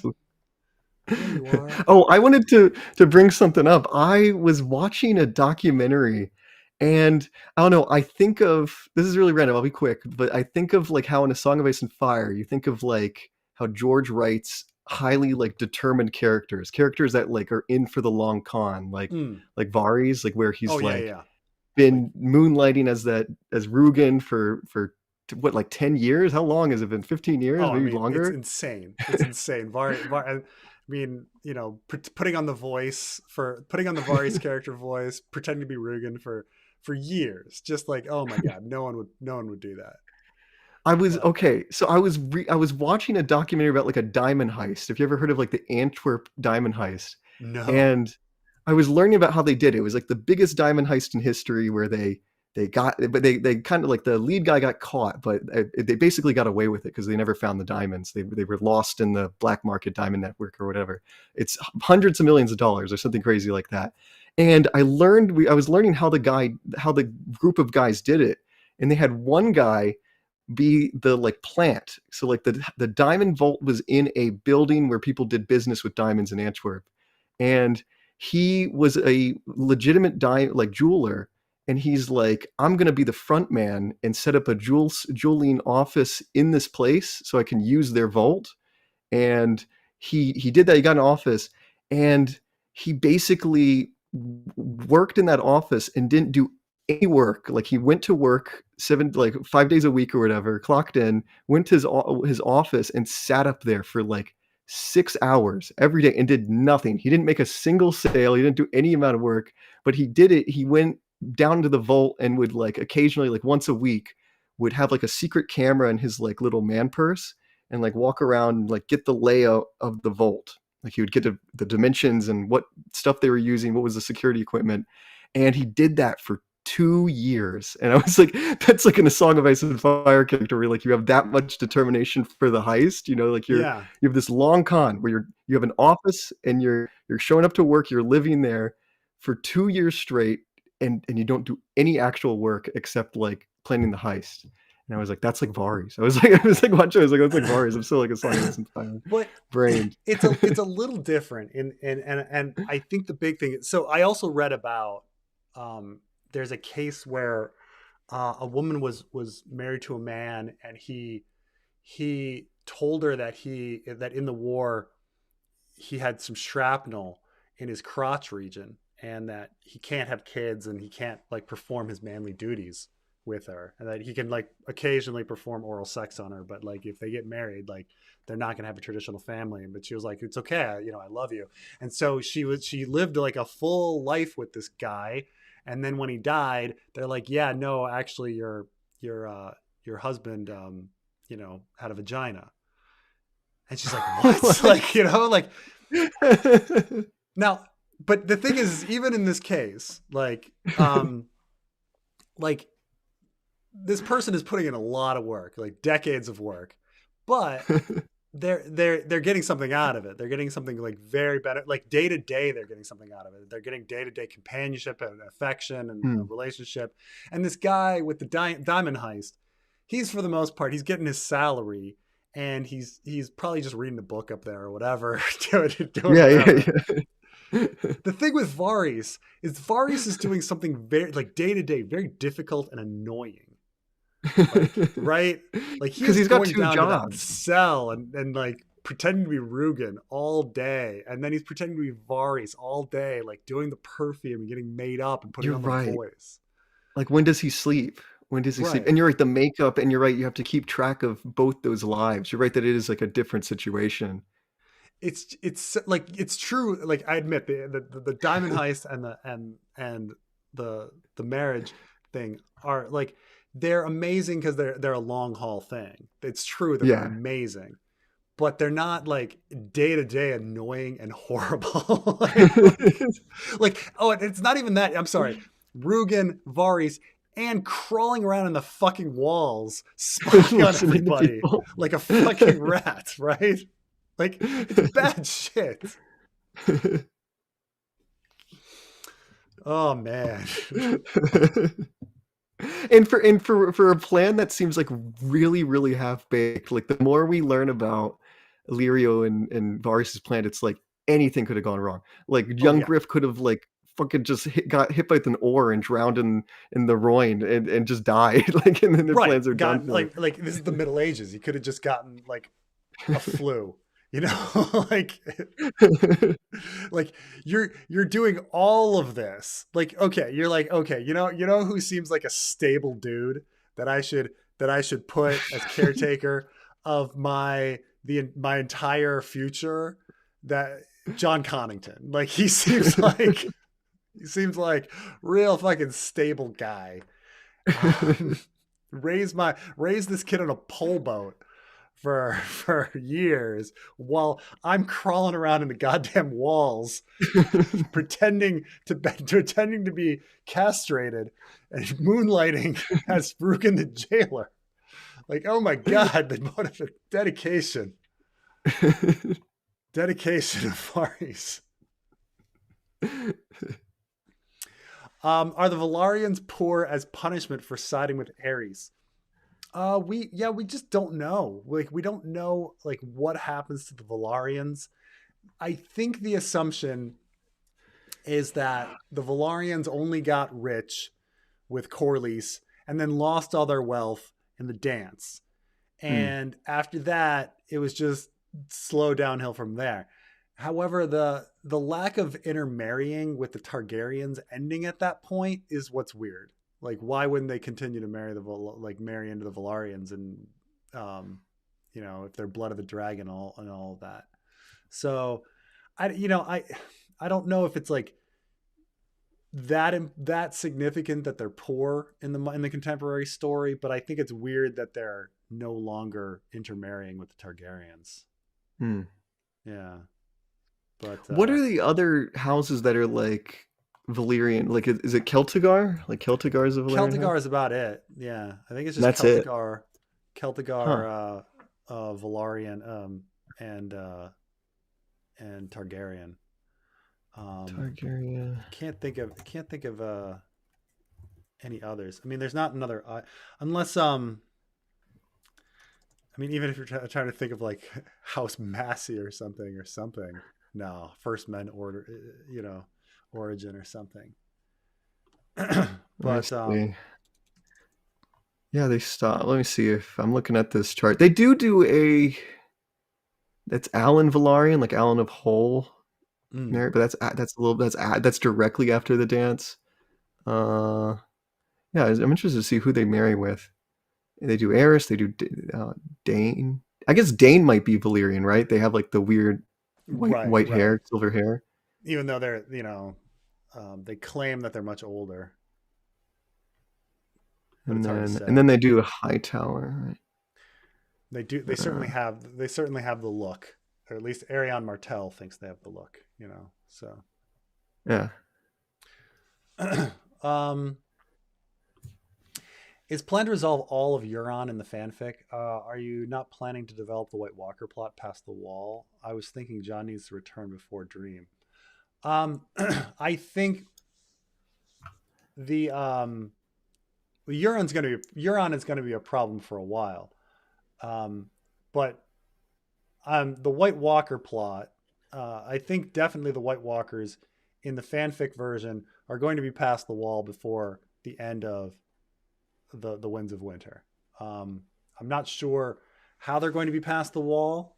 I'm not sure if they're going to do Gorn's Way, or if they're going to do Bridge of Skulls, or if they're going to climb over, or if there's going to be a break. But I plan on breaking them through before the end of the Winds of Winter, which is a problem as I'm only having Dany land at the end of the Winds of Winter. So the dragon burning the wall, even though that's in the show and might have been George's original plan, I just can't reconcile the two. Like I just can't, I need the others to be past the wall. Like if we're going to get the story going. I don't know what else would you do with the others for another fucking book? Like they did delay. They're still delaying. They're still delaying, just walking around back and forth, not doing anything. Because you're right that the problem is they don't feel the fact I know that theoretically they are a threat, but like they haven't appeared enough times to actually feel like a threat. Right. Where we've seen them 2 times, right? Like the others in the flesh, you've only seen them in the prologue and then Sam. Yeah. That's it. That's crazy to me. That's insane that they're like the main threat of the series, and they're over. We've seen 2 of them, in the flesh. I guess we've seen. I mean, I guess Will sees a whole pack of them, in the prologue. But even when you start thinking, well, what about whites? Like even when you think about whites, there's not even that many whites. Like, maybe like 5 more, 6 more. Right. The whites attack Gior in a Game of Thrones, and then they attack the Fist of the First Men, and then they attack Sam. Mm-hmm. And then we hear rumors of them. Yeah. The dragons, but we see him with Bran. That's the one. There's one. Oh, you're right. There. We do see him with Bran. And you're right. We see him with Bran in Bran 2 at Dance with Dragons. So yes. And then that's it.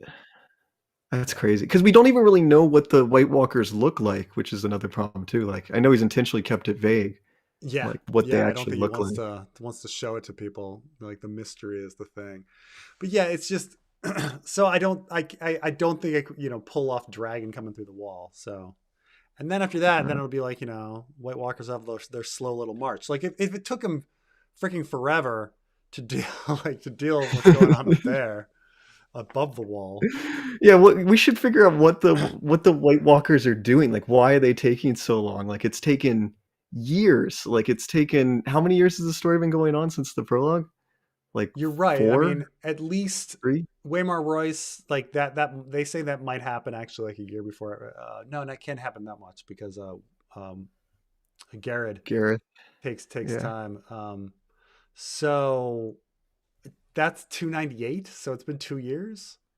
It's been 2 years, and I don't know, because they seem. Yeah, we have to plot out like how far they went in the prologue to actually encounter others, right? Like how close were the others in the prologue versus when in other? Because like we know they're past. Like we know that's past Craster's Keep, and that's about it.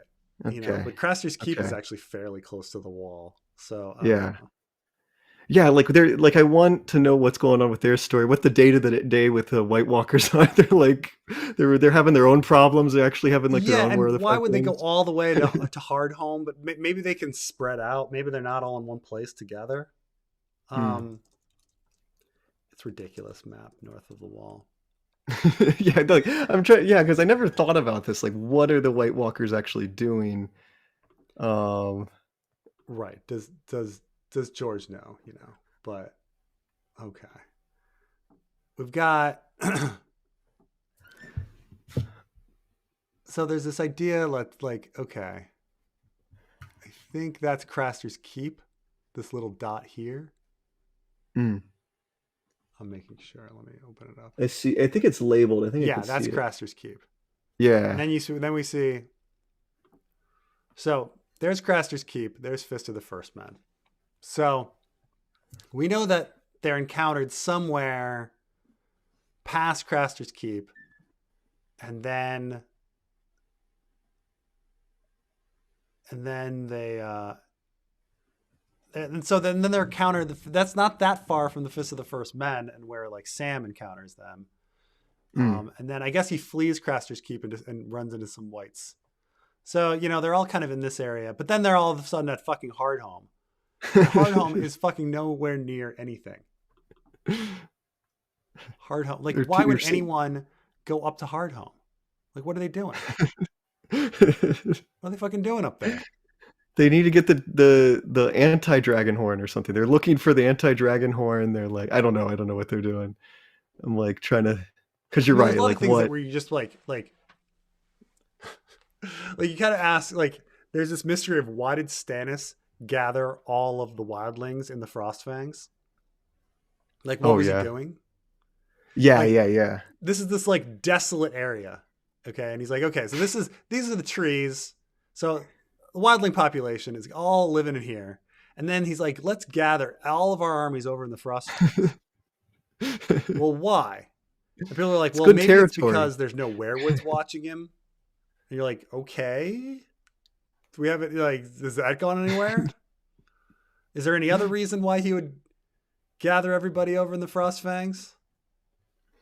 You know? They're I don't know. You're right. Like I don't know. Like I get like the reason a military commander would gather people there is like for food, right? You go there for supplies and to live off the land. But you're right that there's I mean, probably nothing he there. was on The that frost thing of things just like sound. digging for the horn. He's like, I'll get everybody to go Oh to the yeah, Frostfangs, pull out the horn, be like, I've got this horn, motherfuckers. Yeah, let's go yeah, invade.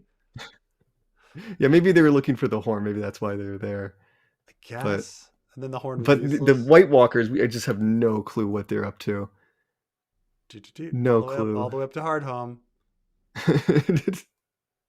Are you gonna give them some type of political structure or like king or something? I don't know. Is that I a think plan? so. I think it's just I Yeah. think making them so simple is just not that interesting. You know. It's just too disappointing because Yeah. you're wondering like what's going on? What are they? Because I remember like reading there's a interview with a set design or not set costume designer for Game of Thrones, and she was talking about when she was designing like the Night's King's armor, and Yeah. she was like, yeah, like his armor, I wanted it to look like it was from a sophisticated ancient culture that he dug up and has repurposed as his own armor or something like that. Like it was like scrap metal from like a superior civilization that he has like now used as like it's like somebody using like sheet metal as like a breastplate or something like that. And I was like, wow, Mm-hmm. that's like really interesting. Like maybe the White Walkers themselves are post-apocalyptic or something like that. And I saw Yeah, that and they I was like, that's found like strong something. evidence. But that's like a costume designer Yeah, for Game yeah, of yeah. Thrones. Like who knows? That's pretty. Yeah, it's a pretty cool idea. It's very George R. R. Martin. I mean, he has an entire Right. story. Windhaven is all about that. Like them using the remnants of their solar sail spaceship for Let's mail see. delivery. Let me see. I'm looking for the interview. Armor. What is her name? Yeah. To publish, hire an agency. You can focus on the art. I think it's just going to be my book is just going to be a self-published kind of thing. I don't think I need to go through regular publishing. Not in this day and age. So, but the whole thing is like you normally for a regular book, a writer is a nobody and needs the publisher to like promote it and go on book tours and things like that. Like it's not like I'm anybody big, but I have a built-in audience that I can advertise to. So it's like self-publishing makes sense in my position. So um I just looked up the Game of Thrones wiki. Did you know that the White Walker language apparently has a name, at least in the show? what? It's called Scroth. It has its own like little Wikipedia page. Here, where can I put this? Can I do the Duolingo? That's what it said like there was it was developed. Was it developed for the show, but it was cut for the pilot or something like that? Like they filmed a clip of what it sounded like, and then they cut it. Oh, it's in that like lost pilot. Weird. Yeah, I always think it's funny, like the accompanying stuff, because like there's a lot of people that like there's not that much Valyrian that appears in the story, and yet there's dictionaries of Valyrian, and you're like, well, who went and created those, and how did they become canon? Like I don't know the answer. And same thing happened with Klingon. Klingon was weird because there's just one spoken line of Klingon at the beginning of Star Trek One.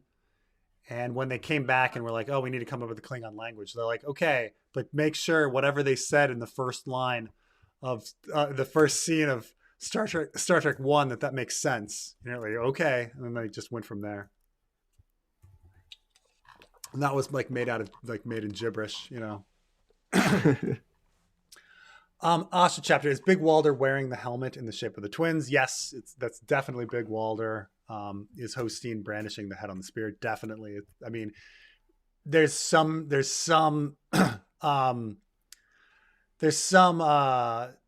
like doubt on whether it's Hostin, but it's either. I mean, why would Hostin be carrying banners, or maybe Hostin's somewhere else? But it sounds like it would be Hostin carrying the spear, head on the spear. Why not? But yes, it's definitely a case of mistaken identity. Is it a fake out for Asha and Stannis? I don't think so. I think it's just Asha being stupid. I mean, not literally stupid. It's an easy mistake to make, but Asha being dumb, and that maybe she'll, I don't know, maybe she'll meet Big Walder face to face or something, end up killing him and then feel bad about it, or capture him. I don't know. Oh no, I was hoping he was going to get the twins. Like the most unlikely guy was going to get the twins, because he like is like, yes, I'm going to get the twins. He's like so settled, and I'm like, yeah, I support, because he's nice. Isn't Big Walder's the nice one, right? He doesn't bully Theon. You're right. And it is kind of interesting, like what happens if Big Walder stays around. I mean, generally, I think my plan is Asha's pregnant. She's definitely going to mention the fact that she has morning sickness in the Asha chapter, in the next chapter. What I think is interesting is if she goes north to the Wall and tells everybody that she's carrying Stannis' child, and then everybody's like, "What are you doing?" Like, and then she thinks that's a good idea, and then she finds out that they're burning people with king's blood. Like that's pretty good. So I think that's an interesting idea. That Carl the Maid, but we definitely need to like kill off some characters. I think Carl the Maid's not making it out. What about I wrote like a final chapter, like my own like fan fiction. When you were just starting the fan fiction, I wrote my final fan fiction chapter of like what the epilogue of Dream of Spring would be or whatever. Oh, really? Just way in the future, like how it was going to tie up like the Theon Reek storyline. And I had what's his name making it to the end. Who's the guy that's like always hitting on Asha, but he's like always rejected? He's like a nice guy. The Tristopher Botley. I had Tristopher Botley like making it to the end, and he like is having a conversation with Theon about like how he's still, because I had Asha becoming like the queen or lord of the Iron Islands, because like Theon like what abdicated or whatever, and he's like, I still am like set on Asha, and Theon's like, you dumbass, but he's like, I'll leave you to it then, or something like that. My thing, what I had in mind for my how I was going to end the Theon story, I wrote it out. It's probably awful, but I had him showing up to 10 Towers or whatever to see his mom for the first time, because she's constantly like missing him, and he walks in the room and he's like, I'm home. That's how I was going to end it. Like, he found happiness. Another idea has kind of happened in my mind, and this is like Dream of Spring kind of shit. But you finally get to the fucking Kingsmoot, right? You finally get to the new Kingsmoot. Either because, you know, there was an important person, Theon wasn't brought, or Euron's dead, whatever the case. You get another Kingsmoot, and everybody's there to support Asha, and you're all built up that this is finally Asha's moment. And then fucking they like elect a completely random different. I'm not talking like Gilbert Farwind, but like, because that would just be too ridiculous. But like, they just elect a completely different dude, and they're just like, no, like, you know. And it's like, and she's just like, no, what? I thought I was gonna win, and they're like, no. They elect Tris Botley. They elect Tris Botley as the king. They're like, Tarl the thrice drowned king. You know, you're like, oh. Like, I had, what did I have? I had Asha as queen, and then I had like Roderick the Reader as like her hand, and she was like settling. They had like an agreement with the North, because the North was all depopulated because of the White Walkers, so they need people in the North, so they're settling the west coast of the North. That's what I had. It's kind of, I don't know, it's kind of like a merger the show and stuff, but it's never going to happen.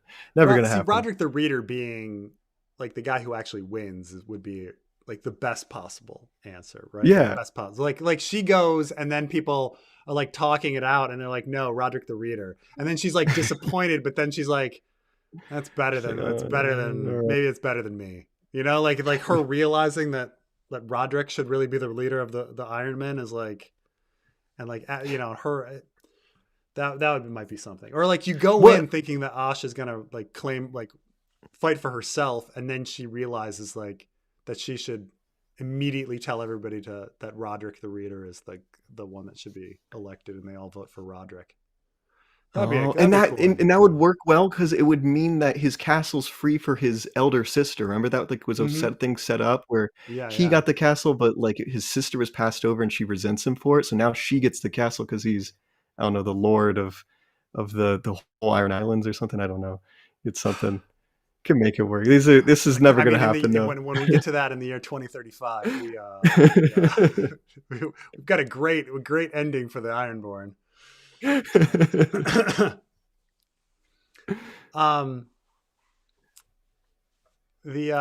Suetonius should be read as part history, part propaganda, part comedy. People really underestimate that these writers are meant to be funny, and yes, not crazy reliable. Just my opinion. Oh, absolutely. Yeah, 100%. Yeah, a lot of ancient history should be viewed as propaganda. Like, yeah, a huge part. And then like, and you're right that when people look at the Bible and read it as real, unquestionable history, like there's stuff in there that is obviously supposed to be like jokes and like making fun of other cultures. Like I think of like, is it Lot? Who's the one that like has incest, his daughters, where like that is obviously something that was made up to defame like another neighboring tribe. Like the descendants of those daughters are like a tribe that was contemporaneous with the Jews when they're writing this book, and then it was obviously made up to make fun of them or for as a joke or something. But people read it and it's like, no, that is like actually happened. That did totally happen. You're like, no, that's always like a joke or something. But the thing, but you're onto something, because when we look at when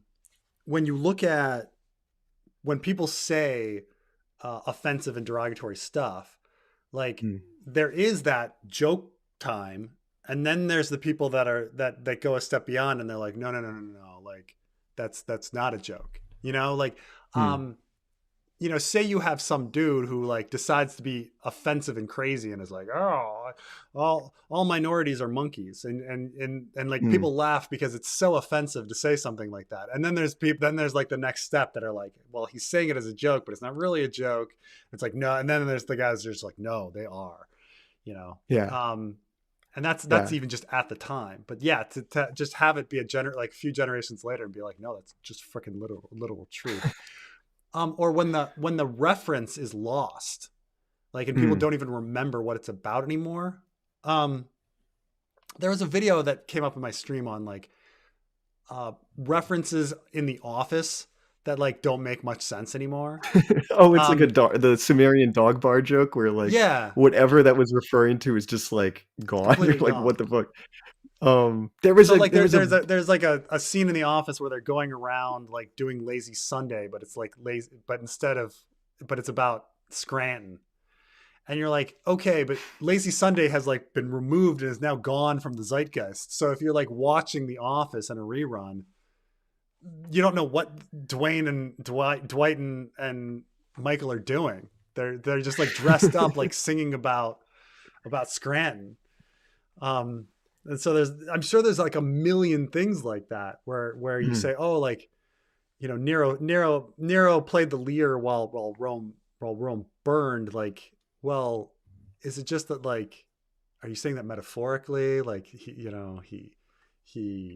liked to play, like, was that like lyre? a metaphor, or like was that like a metaphor in like in in Latin that like just doesn't exist anymore? Like playing the lyre was like a like a euphemism for lying on the job or something. I don't know. Like, you're right that like maybe, but people have literally interpreted that and made paintings out of it and stuff. Where you're like, no, Right. that actually happened. No, Yeah. I mean, and that's the thing is when you think about as well, like these writers back then, and there weren't that many of them, but paper and ink is super expensive, and recopying stuff is super expensive.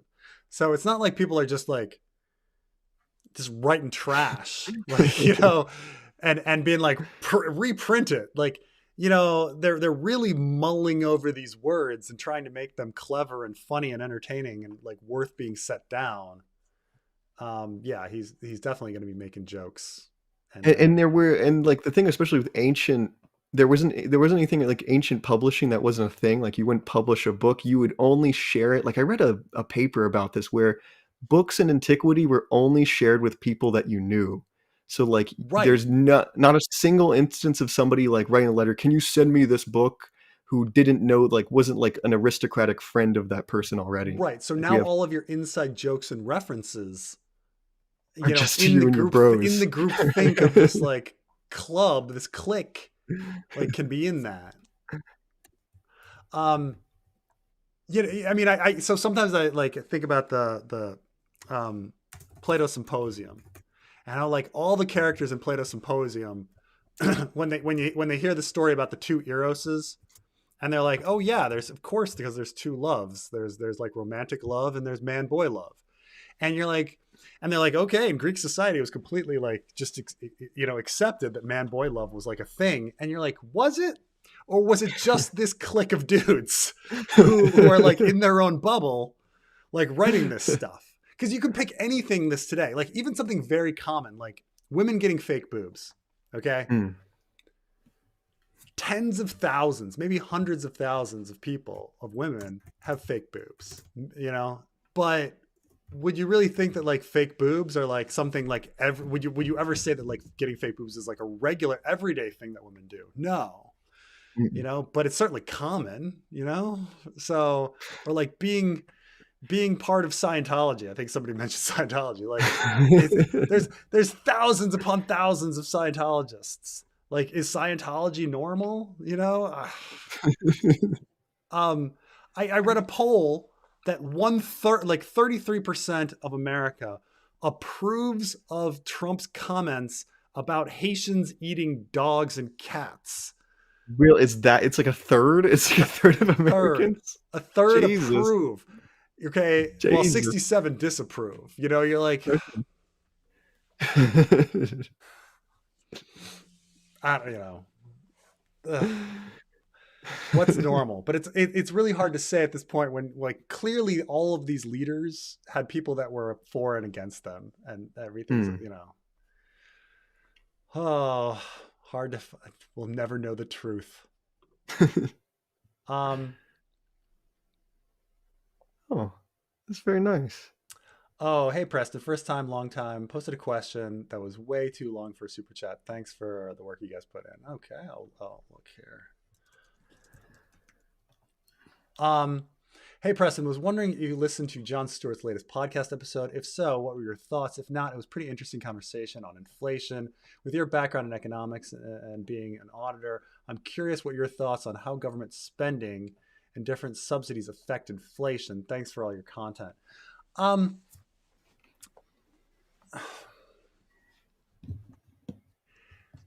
so generally speaking, like, I mean, certainly from like the government position of auditor, like I'm dealing with amounts of money, even though we audit stuff in the tens of millions, sometimes hundreds of millions of dollars, like level.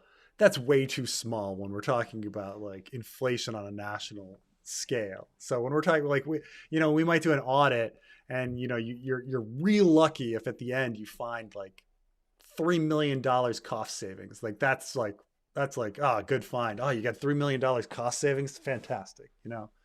Um, like our office likes to hope that the cost of our office, our budget of our office, is worth it. That you have a $50 million budget office or something, and you hope the entire office like saves 100 million or something. But it's not related to like how much. Now, does government spending affect inflation?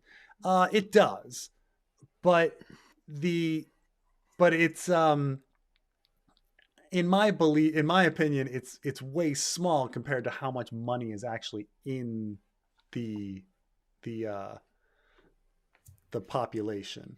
So when you start thinking what like um, government spending as percentage of GDP um, is what that right now government spending as compared to GDP is 23%.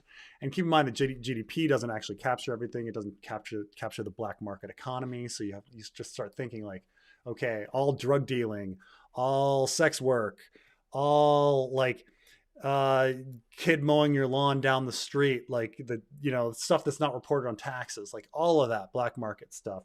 Like how big is the economy, and then how much does government spending, how much does like a marginal difference in government spending, say like 1 year is like a big increase in government spending of 7%.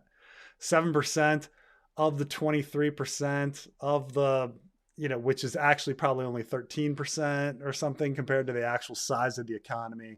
I don't think government spending has much effect on inflation. Now, where the government has an impact is on interest rates, because the government will set interest rates on T-bills, and then the rest of the economy takes lead and cues from that rate, and then they start matching their rates to it. Banks start matching their interest rates, their loan rates, and things like that. So that kind of thing, like the interest rates from the Fed, have more to do with what happens in inflation versus government spending. I don't think you'd affect very much with government spending. I mean, some people would say, okay, maybe something huge during COVID, but even that, you're talking about tiny bits, like compared to everything else. So I don't think that like subsidies or government spending probably has much impact on inflation. I think like you have supply chain problems during COVID caused inflation. There's price gouging from big firms and corporations. And then they say actually the biggest influence on inflation is psychology, how much people think something should increase, and then it does. Like it's very strange that like in recent years that people think that psychology is the biggest factor. But again, I didn't see the Jon Stewart podcast, so I'm not I sure. read a Yeah. book about ancient inflation, and I learned how some ancient Greek cities avoided when they had to devalue their own currency during like times of war. They had to turn it into bronze from silver. How they avoided inflation, and it had one line sentence that just said they ignored it. That was the solution. For a time, they could ignore it and just act like the coinage was not devalued. Yeah, no, they what's very surprising during because I was actually reading an interesting economics article about why why huge monuments existed in the ancient world, and those monuments just don't exist today. We just would never embark on something like that, like like the pyramids. Okay, like even today, no government would be like, let's build the pyramids. That's just a project that is way out of any country's budget, and yet it was in the budget of ancient Egypt 5,000 years ago, when they with a fraction of what modern Egypt has. So like, what's going on? Like, why are they building these huge baths and coliseums and everything? And so one theory was that if you look at their inflation rates, that actually, like, what's really weird is the pay for soldiers is pretty consistent. Like for 100 years, 200 years, they're making the same amount. Like, you know, they just don't have, they have deflation often. And a lot of this was like, it costs money to print and mint currency. It's not like today where you just print money, you know, like you actually have to craft a metal and find that metal. And so they just didn't have enough money like available in circulation, and things were deflating, and deflation is horrible for the economy. And so people are out of work. And so they have massive public works projects to keep people employed. And the way the ancient world dealt with massive unemployment was to build monuments. And the monuments are not ego boosts for emperors like everybody claims. I mean, maybe they're that as well, but the main purpose was to keep people employed. And you're right, and it keeps them from wanting to overthrow you. You're right, like it gives you like a good like 10 years to figure out how to please the people, because they're like, oh, I got this job for 10 years, steady job, till the monument's done. Right. You know, this big lie that there's this big lie that slaves built the pyramids. Like, oh, they did it with slavery. No. Like archaeology around the pyramids showed that the bones of the people that died in construction were not suffering from like major ailments like a slave would, and that like they actually found like the bones of like their food, and it was like fairly good food. It was like meat, you know, fish, like this, things you wouldn't be feeding slaves, you know. So like they're like, yeah, no, these were like regular laborers that were paid a salary to build the pyramids. Amazing, isn't it? Yeah. Let's see if I can get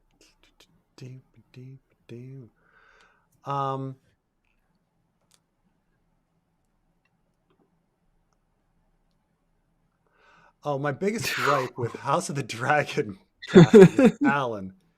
He's literally like 40 and overweight. They should have made actor Adam play him. I mean, I do admit he does look really thick. I mean, I'm sure, you know, we're talking about I always thought he was too old. He was too old for what I pictured for Alan in the books. Yeah. What's funny is he looks really old. I think Abu Bakr is he like actually like 20? Is 30. Isn't it amazing? What? Like, yeah. What? That guy's not 30. That guy looks I don't know what 450. I know. He is Abu Bakr Salim, because I swear. Oh, another thing is like they gave him the white hair and it looks like fucking gray hair. So he looks so old. This guy was born in 1993. That is insane to me. Yeah. So this guy's 30 or maybe 29 when they're filming this. Okay. Once you look at him, you're like, okay, he has no wrinkles or anything, but you like he looks younger. He looks significantly younger in like a couple years ago when he was in Raised by Wolves, when he was thinner. Yeah. Like maybe it's the weight that's throwing me off. Absolutely. Yeah. Like here he is in I'll put these two pictures side by side because this is ridiculous. Yeah. He looked I would believe that's a late 20-year-old. Yeah. While you know, when you've got here, he's just he went through a presidential term. Like that's how he aged. He aged rapidly. God. Now, I'm gonna throw another ridiculous picture from him. Okay. Oh my God! Yeah, that's his like a striking man. Yeah. Right? When he's skinny, he's like very different looking. Well, that's crazy to me. That's like I don't even I don't understand how that's the same person within like a couple years. Yeah, he is, and you're right that it's probably a product of them cutting out the idea that he was possibly Laenor's bastard. Like they Yeah. just the timeline just doesn't work. He can't do that anymore. And this surcoat they gave him. I mean, the surcoat, like he's already They gotten fluffed big, him and then up.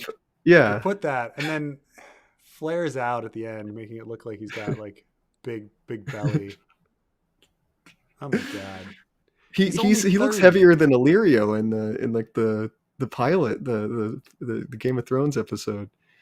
Let me Like how big was Illyrio's actor in that scene? Oh my god. I mean, not that big. I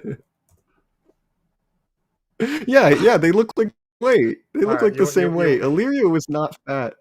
No, Show Illyrio is like completely different character. This is Show Illyrio. He's just like a guy of average weight. Like that's not a fat man. Dude.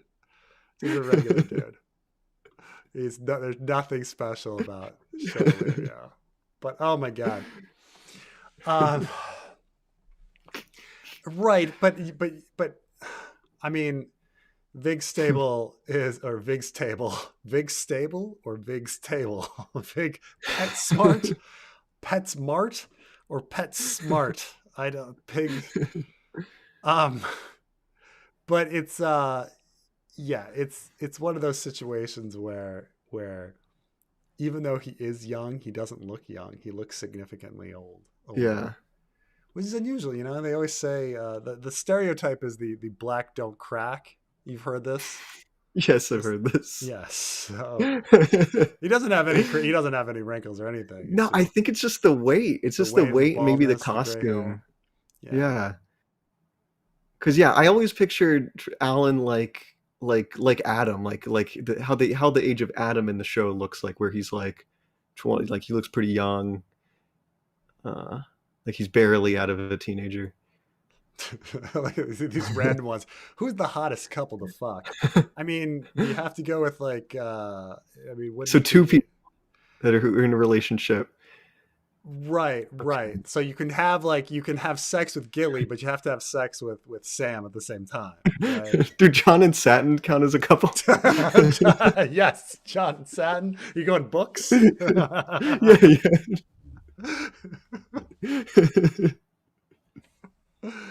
Hottest couple in the show. I think it's clearly Grey Worm and Missandei would be the hottest couple, right? I'd say maybe like I'd say Oberyn, Danny and Oberyn and Ellaria. Ellaria. I'd say Danny and Dario. I actually really think they're attractive. Jon Snow and Ygritte, or his Dar. But his Dar and Danny. Yeah, his Dar and Danny. I would say Danny and Dario. I like the Dario actor, and Emilia Clarke, of course, is pretty nice looking woman. Who else?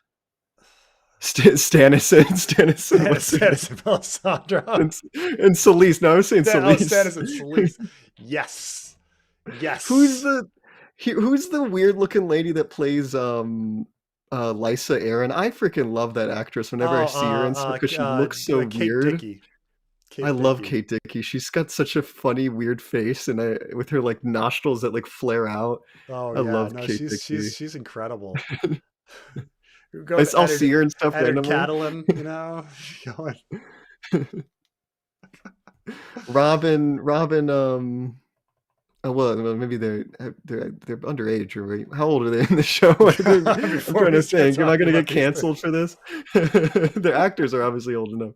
Oh god. Or I know your choice now. Now that once I say it, you'll be like, okay, it's that. Viserys and Daria. Yes. All right. Yes, that is. I 100% agree. I think that Viserys actor is so attractive. Oh my gosh, that wig. Without the wig, I don't think he's that much good. I don't know. You know why. Harry Lloyd. Harry Lloyd, Harry he's so Lloyd fucking with the good. wig. I would make Harry Lloyd put on the wig. Yeah, I've seen him in a different thing where he wears a long wig and it's like black hair. He's Yeah. really attractive in that too. But yeah, when he has his hair cut, I don't think he's that hot anymore. He's got that British look. But yeah, Viserys and You're Javon. right with the wig. It's like one thing. You gotta keep the wig has to stay on, all right? You gotta keep the wig on. I'm trying to. Yeah, you're like. You're Yeah, like look at this. once Here, you I'll see him in send this real to you. life, like outside of the fantasy, you're like, oh, You're like, that's just a guy. It's that's just just a a guy. rich guy. That's just a guy with a Look really up. long neck. You'll see him. He looks like me actually. Now that he looks like me with the wig. When he has the wig on, he look like the dark haired wig. I don't know. It's like from some historical movie. Right. Curious Room, something like that. I don't know. Harry Lloyd, Prince Rupert. Yeah, he plays Prince Rupert, and he looks very, very attractive. Oh Yeah. my! I just realized this. What? So Harry Lloyd. I mean, Harry Lloyd has a very long neck, as I do. Yeah. Okay. So I have a very long neck, as they say, the Dutch neck. That's fine. Harry Lloyd and I, but look what the fucking costume department did to Harry Lloyd.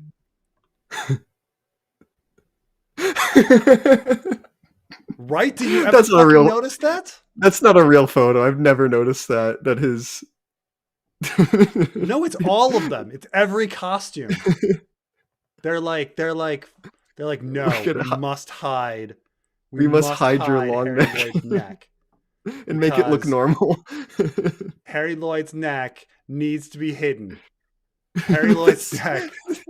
I never noticed this. You're gonna ruin like the first season of Game of Thrones because I'm just gonna be looking at what he's wearing and see that like because you're right, that's not where his collar is. That's like middle of his neck. That whole thing is middle of his neck. This is like this is tailor-made. Oh my god, I'm looking at it's like every outfit. First of all, I'm surprised Viserys has this many costume changes in the show. Considering the books, he doesn't have an alternate costume. There's like a point made about. He's supposed to wear the same thing like every day. Yeah. And then have it get sweaty.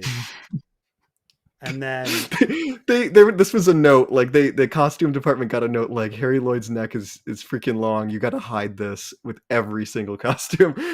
Like that's totally happened. Right. And then like, happened. Like he would look at these costumes and be like, what are you saying about me? Like what? Say it to my face. Say it to my neck. All right. Say it to my neck. My God. It's every costume. This is the picture you're talking about. He looks like a rocker. Yeah, he looks like a rock star. Yeah, like an 80s rock star. Oh my God. I like how you called me out with that. You knew exactly what I was thinking. Oh yeah, of course. Oh, you knew me better than myself.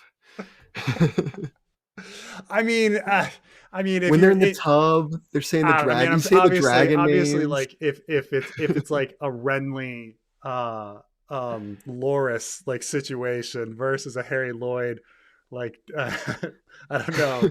You'd be like caught. You'd be like, my problem is I wasn't attracted to the Renly actor, and then the Loras actor I wasn't attracted to either. I just didn't. I don't know what it is. They didn't do it for me. You saw Iron Fist, and you're like, no, done. Like one bad performance.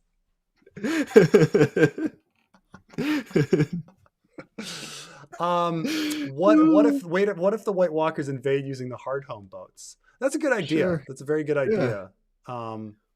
That somehow, or at least and Davos encounters them while he's like taking what's his name back from Skagos. Like he runs into their fleet while he's sailing back to Stannis. Like he's got Rickon. And he's like, I got Rickon, I'm getting Stannis Manderley, and then he runs into the White Walker fleet. Oh my God. Oh God. That would be scary. But then I was also like, are they like stowaways? Are they like Alien 3? Like he's like taking Rickon home, and there's really like the fucking others in the hold of his ship. Oh man. Gosh. That'd be sick.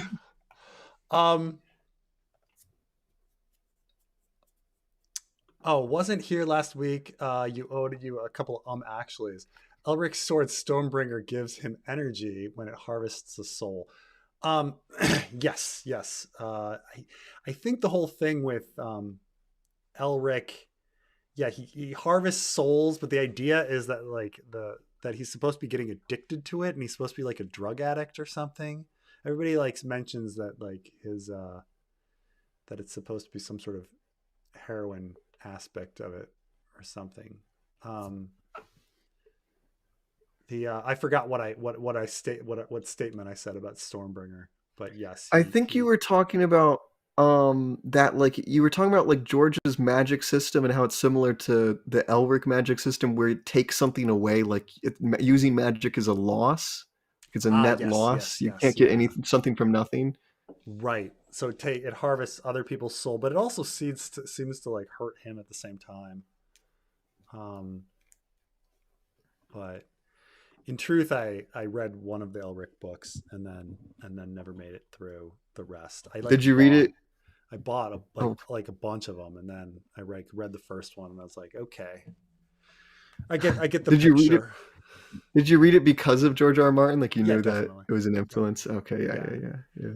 You know, I was hoping to seem to see more influence, but I mean, it's like it's like the dude they're on this dragon island, and he's in love with his cousin, and his other cousin is in love with his cousin, and they're at war with each other, and you know it was very bitter steel blood raven, but Hmm. um I don't know, it wasn't great writing. I didn't like his Hmm. writing, at least.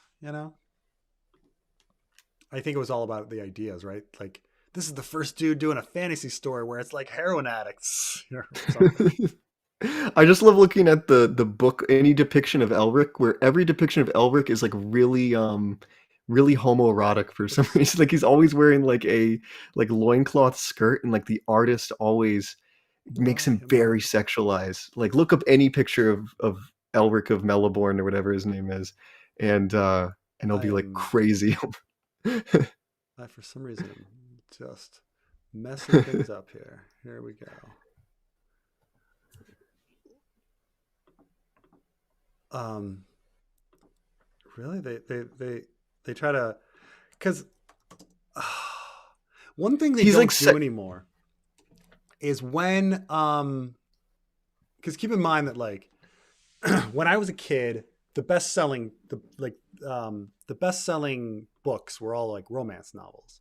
And so the idea is hmm. that you put like somebody sexy on the front of a romance novel, and that sells it. And And that shows up in Pear Shaped Man. That like like the main character is a painter who does novel color covers for fantasy novels, and yeah. she paints like a hot lady or hot guy. Like she's like, yeah, it's like George R. R. Martin connection. And so that was fantasy books too, is they show all the muscle. These are some of the Elric books, but yeah.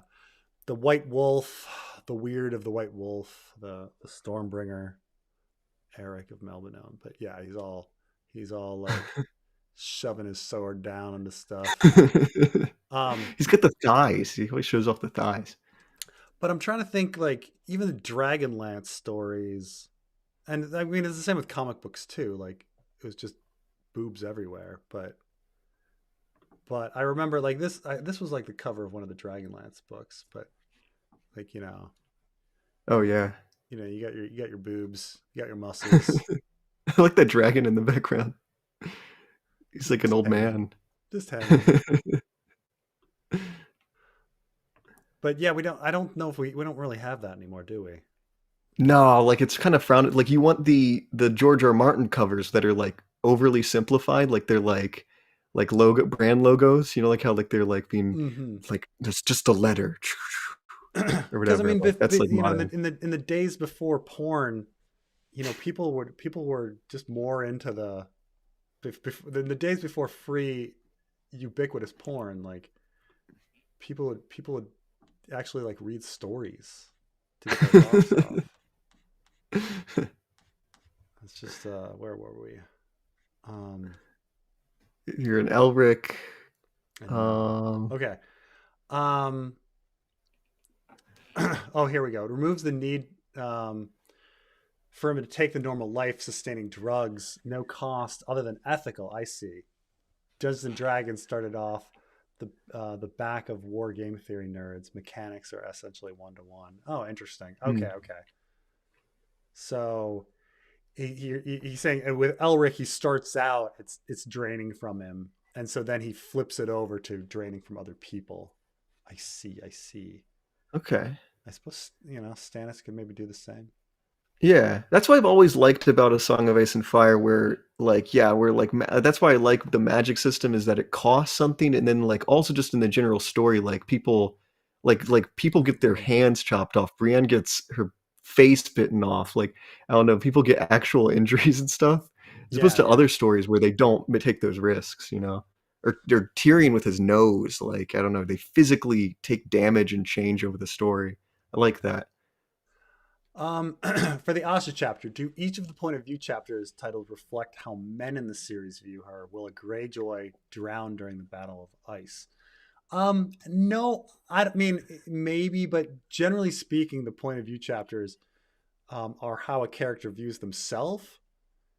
And so, I mean, when we first have Asha, she calls herself the Kraken's daughter, which is, I suppose, I don't know, somewhat complimentary, and maybe not complimentary. Maybe she's just viewing herself as her power through her dad. And then she's the wayward bride, and she thinks a bit about, um, being lost and not knowing what to do in that chapter. And then she's the king's prize, where she thinks she's very important to Stannis, but no one else is treating her very important. Like no one else is like thinking she's much. I mean, except for maybe Justin Massey. And then the sacrifice, which in the sacrifice chapter, definitely the Southerners are viewing her as the thing that they could possibly sacrifice. So I don't know. Is it? I mean, so much of the chapter is about her perception of the men perceiving her. So it does like go around in the circle. So it's like what you're saying isn't wrong, but I do think it's like still fundamentally her view first of herself. And I've struggled about if the next chapter should just be entitled Asha or what it would be. I don't know, Trey, what do you think? Do you think like it should be like her being like in battle and having something related to her being uh and having a code name, or is she like fully realized and ready to take her name? I think, oh, that's a good question. I think she could be actualized, like realized as Asha, because she's gotten the information on nullifying the King's Moot, and then also she's no longer a captive of Stannis, so she's kind of like come a bit Yeah. into her own. Like she was I bargaining mean, with Stannis, like she had power, last right in the chapter. end, she was bargaining, and she had the no, no, yeah, no, take Theon over there. She seems to have known something, or and has Yeah, something to bargain there. We're not sure exactly what it is, but um you know, maybe she figured Stannis out. Like my theory is that she figured Stannis out, and then he's bullshitting that there's no way he's ever going to kill Theon, and that she knows it. But you know, uh, yeah, maybe it's time. I think it's time to have her be Asha. because I think of Euron getting actualized, and it was like similar to that, where he's like now, I don't know, knows who he is and is like Yeah, kind yeah, of, Victorian. You I mean don't know, he yeah? feels powerful. Yeah, Mm-hmm. like where his power is not derived from Euron anymore; it's his own power. Like it's kind of like that, I guess. Yeah, Yeah, Barriston too. I mean, Barriston Hmm. in the midst of battle, like he's in his element. Yeah, Asha, yeah. is Asha in her element in the middle of battle too? Is her Um, foot okay? Is her foot still broken? Like how is she in battle right now? I guess maybe that's why I she's thought maybe about a that horse. too. Like she thought it was broken, but it's been like 2 months. Okay. So maybe her foot. She doesn't talk about her. Does she talk about her foot in the sacrifice chapter? She definitely mentions it in the one before. Maybe not in the sacrifice. Maybe she's gotten over it. But like, yeah, that's a big hurdle for her to have a messed up foot. Like, she just straight up shouldn't be in the battle. Like, if she has a bad foot, um, she's gonna get killed. Or unless she's riding a horse. Like, that's the only solution is she's riding a horse to make up for it. Yeah, she definitely does not mention it. by the time they get to. Hey, maybe it's like the hair; it's healed really quickly. You know, like I don't know. Yeah, I mean, it was something that like when I did the Danny way back when I did the Danny chapter, like the Danny chapter is so modeled on the way we're on the King's Prize, and so like I have Danny break her ankle in that to kind of like have it be similar to Asha, but then yeah, Asha's just heals and she's fine. Maybe she's not walking as much. Maybe she's not noticing it. You're right that like she is walking like to the fire, to the ice, and then you're right that the sacrifice does have her walking around a fair bit, and she doesn't comment on it. So maybe she's fine. And she does say that like if it's in snow, it would grow numb and she wouldn't feel it. Okay. So maybe it's just been numb the whole time. she's gonna be like all at once.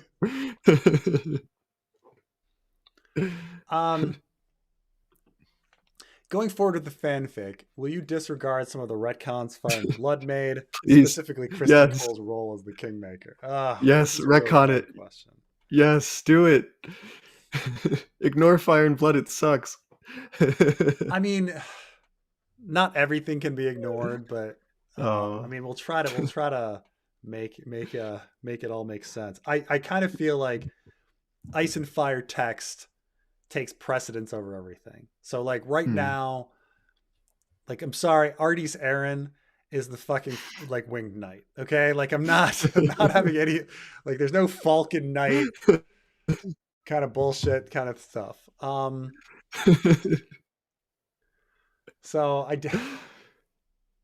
yeah. So I think yeah. It's funny. I'm actually thinking like we reference the events of like the Dance of the Dragons, I guess, a fair bit. Like there's a lot of references to like Daemon Targaryen and Rhaenyra and Aegon and stuff like that. But like already in there. But any of the contradictions, I would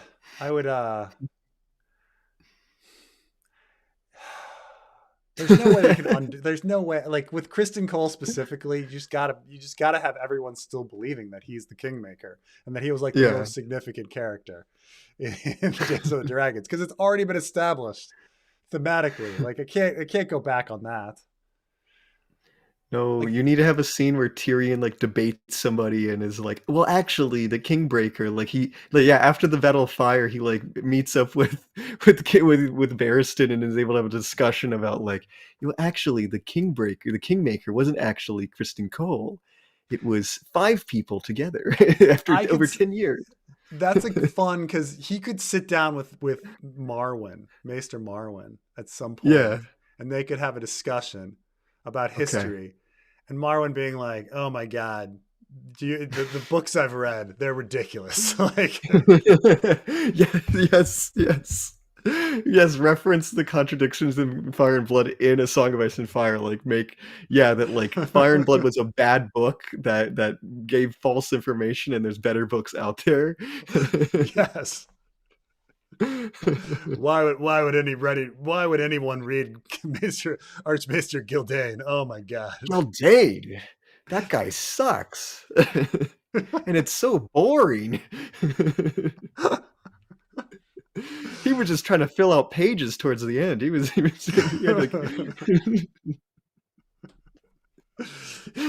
He thought it was easier to write a history. Like Archmaester Gildane, he never even had a gold link.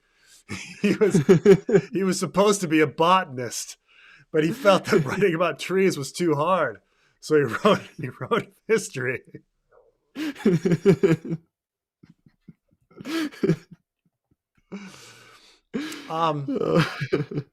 Tinfoil, Shaya is Tywin's daughter from visits to the Hoe house, making Tyrion her Valonqar, so porking his sister, and off comment he made to Cersei. The problem is that Shaya is 18 years old, and Tyrion is like 24. Or like what is it like? Tyrion. Let's get his exact age, so we know what we're talking about here. Wait, Tyrion, how old is Tyrion? Yeah, is Tyrion the same age as me? That's like a weird concept for me that Tyrion's gonna be the same age as me. Wait, how old is he when the story I'm willing starts? to Like, make how it old is he like now? I'm Tyrion sorry. He's age. 27. He's Okay, 27. all right, all right. I'm younger than Tyrion, thank God. Yeah. Thank God. Tyrion is 27 years old. Oh, but he was 24 at the start of the series? Let me see. Yeah, about 24, 25. Okay, so So he was the in a same age Clash as of me. Kings, when he's banging Shay, that Clash of Kings is like 299. So he is 26 in a Clash of That's Kings nuts. banging Shay. So Shay is 18. So that means 19 years ago would be her conception. So Tyrion would be 7. I'm going to say that. So one could, you say, 7. Maybe Shay is lying about her age and she's actually underage and she's actually 13. But that still makes, that's the closest you could get is Tyrion being 12, which supposedly Oberyn Martell was fathering No, kids I at know the 12. comment is saying Tywin, not Tyrion, is the father of Shay. I'm so sorry. Oh, I'm so sorry. Making Tyrion her say Tywin is okay. The mixing of it Yeah. confused me. Yeah, I making Tyrion apologize. her. Yeah. I I see apologize. what you mean. Okay. Hey, I went on this like I get long thing about about Tyrion's age. 7-year-old Tyrion. Could it be Tywin's? So this is her. There's just like no evidence to back that up. Is the but the thing. Valonqar means younger brother, and so he would be her older brother. Oh yeah, that wouldn't work. That wouldn't work. Even if you do like the gender ambiguous thing, where like actually, yeah, you're right. You're right. That just means sibling. That doesn't fix the younger Right. part. in the original High Valyrian, older and younger were the same word. The same, yeah, it's the same thing. It means absolutely nothing. It's not only younger brother, younger sibling. It could mean any sibling. It could be anybody. Only childs are safe. Unfortunately. Now, one could argue, I suppose, that Valonqar means younger brother, as in like second son, like the younger brother to Jaime. But we're still pushing things such bullshit. That's such bullshit at that point. It's like because there's no reason to believe that she's Tywin. Because where's Shay from? She's not from King's Landing, is she? She's from like the Riverlands somewhere probably, right? Oh yeah. Presumably like near the Green Fork. Like, does she ever explain where she's because she was a camp follower in the Riverlands, right? Yeah. That's all we know about her, is that she was a camp follower, but presumably that she's from the Riverlands because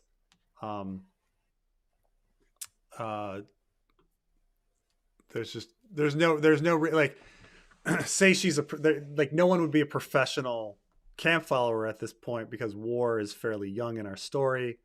And so she could be a sex worker, but she'd be a sex worker in the Riverlands and then become a camp follower. So she has to be Riverlander. Yeah.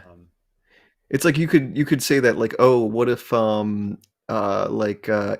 is Tywin's bastard? Like, I guess he could, we don't know where Angai's from. And so if Angai is also Tywin's bastard and Shay is Tywin's bastard, well,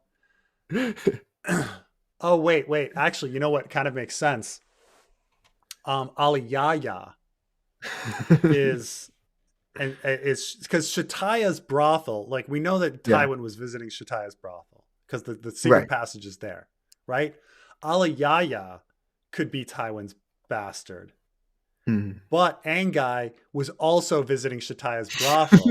So if Angai and Aliyaya and Tyrion too, I mean, obviously, but like they're all banging, it's all just Lannisters banging each other because Angai lost all his money just banging Aliyaya and others at Shataya's brothel, Which, by the way, I don't know how Angai lost that much money. Oh my god. He was going nuts. He was going.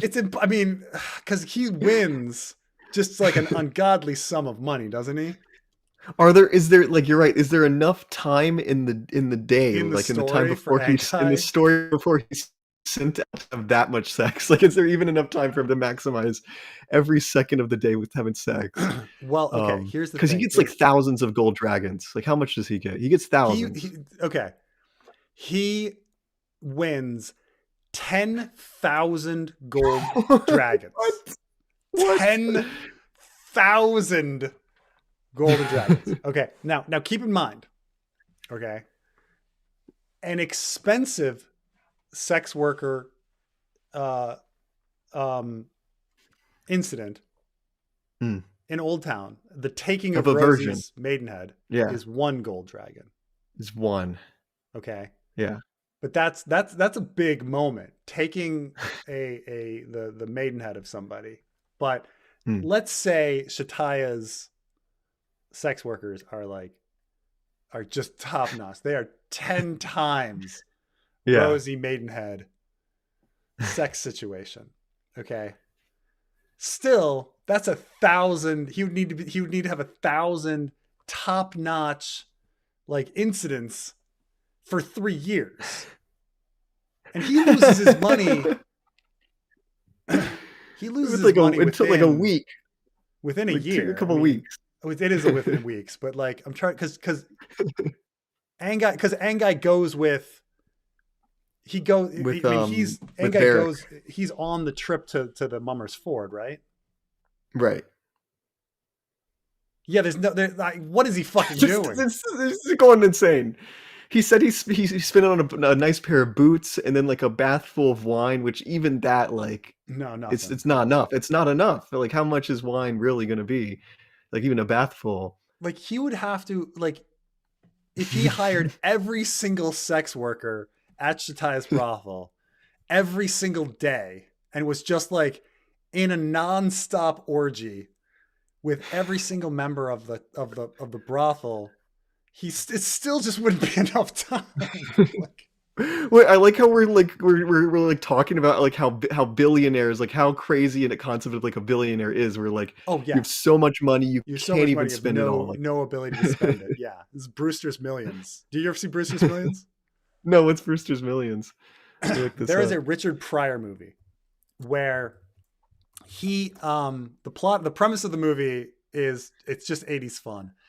This poster's amazing. Yeah, there's this billionaire or multimillionaire.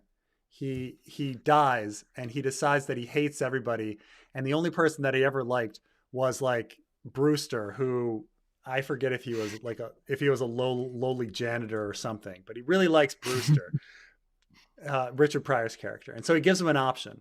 You can have $1 million, or you can do this special quest where you spend $30 million over 30 days. And if you do it, you get my full inheritance of $300 million.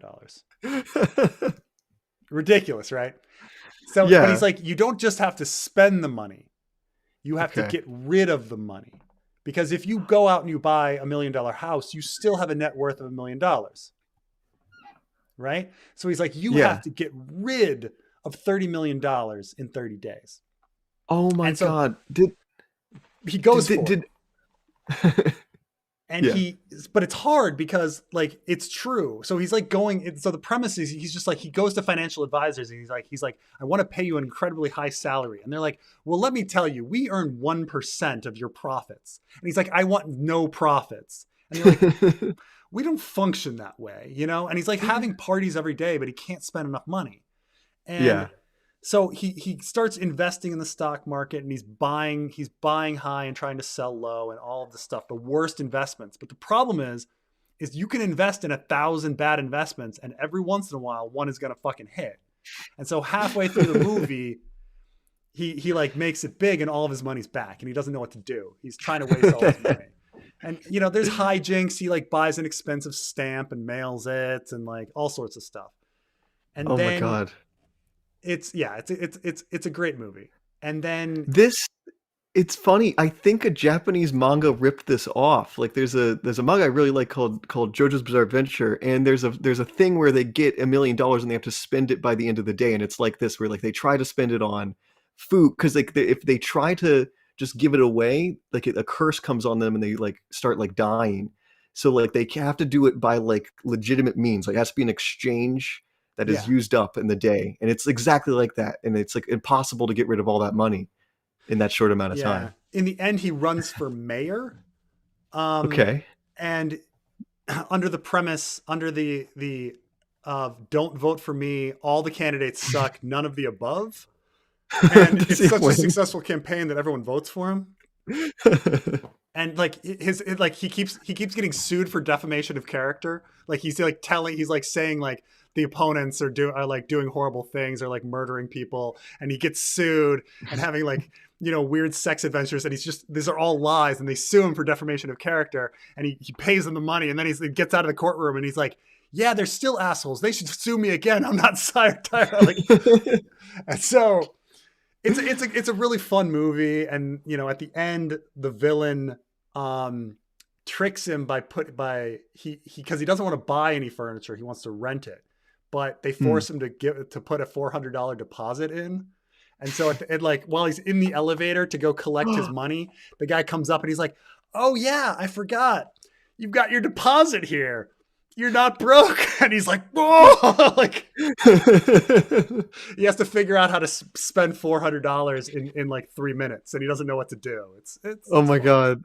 It's fun. That's so fun. Oh my gosh. So there's like a Brewster's Millions like going on like in A Song of Ice and Fire off screen that we just never see, and it's Yeah, never we just addressed. don't know like how Angai the Archer is.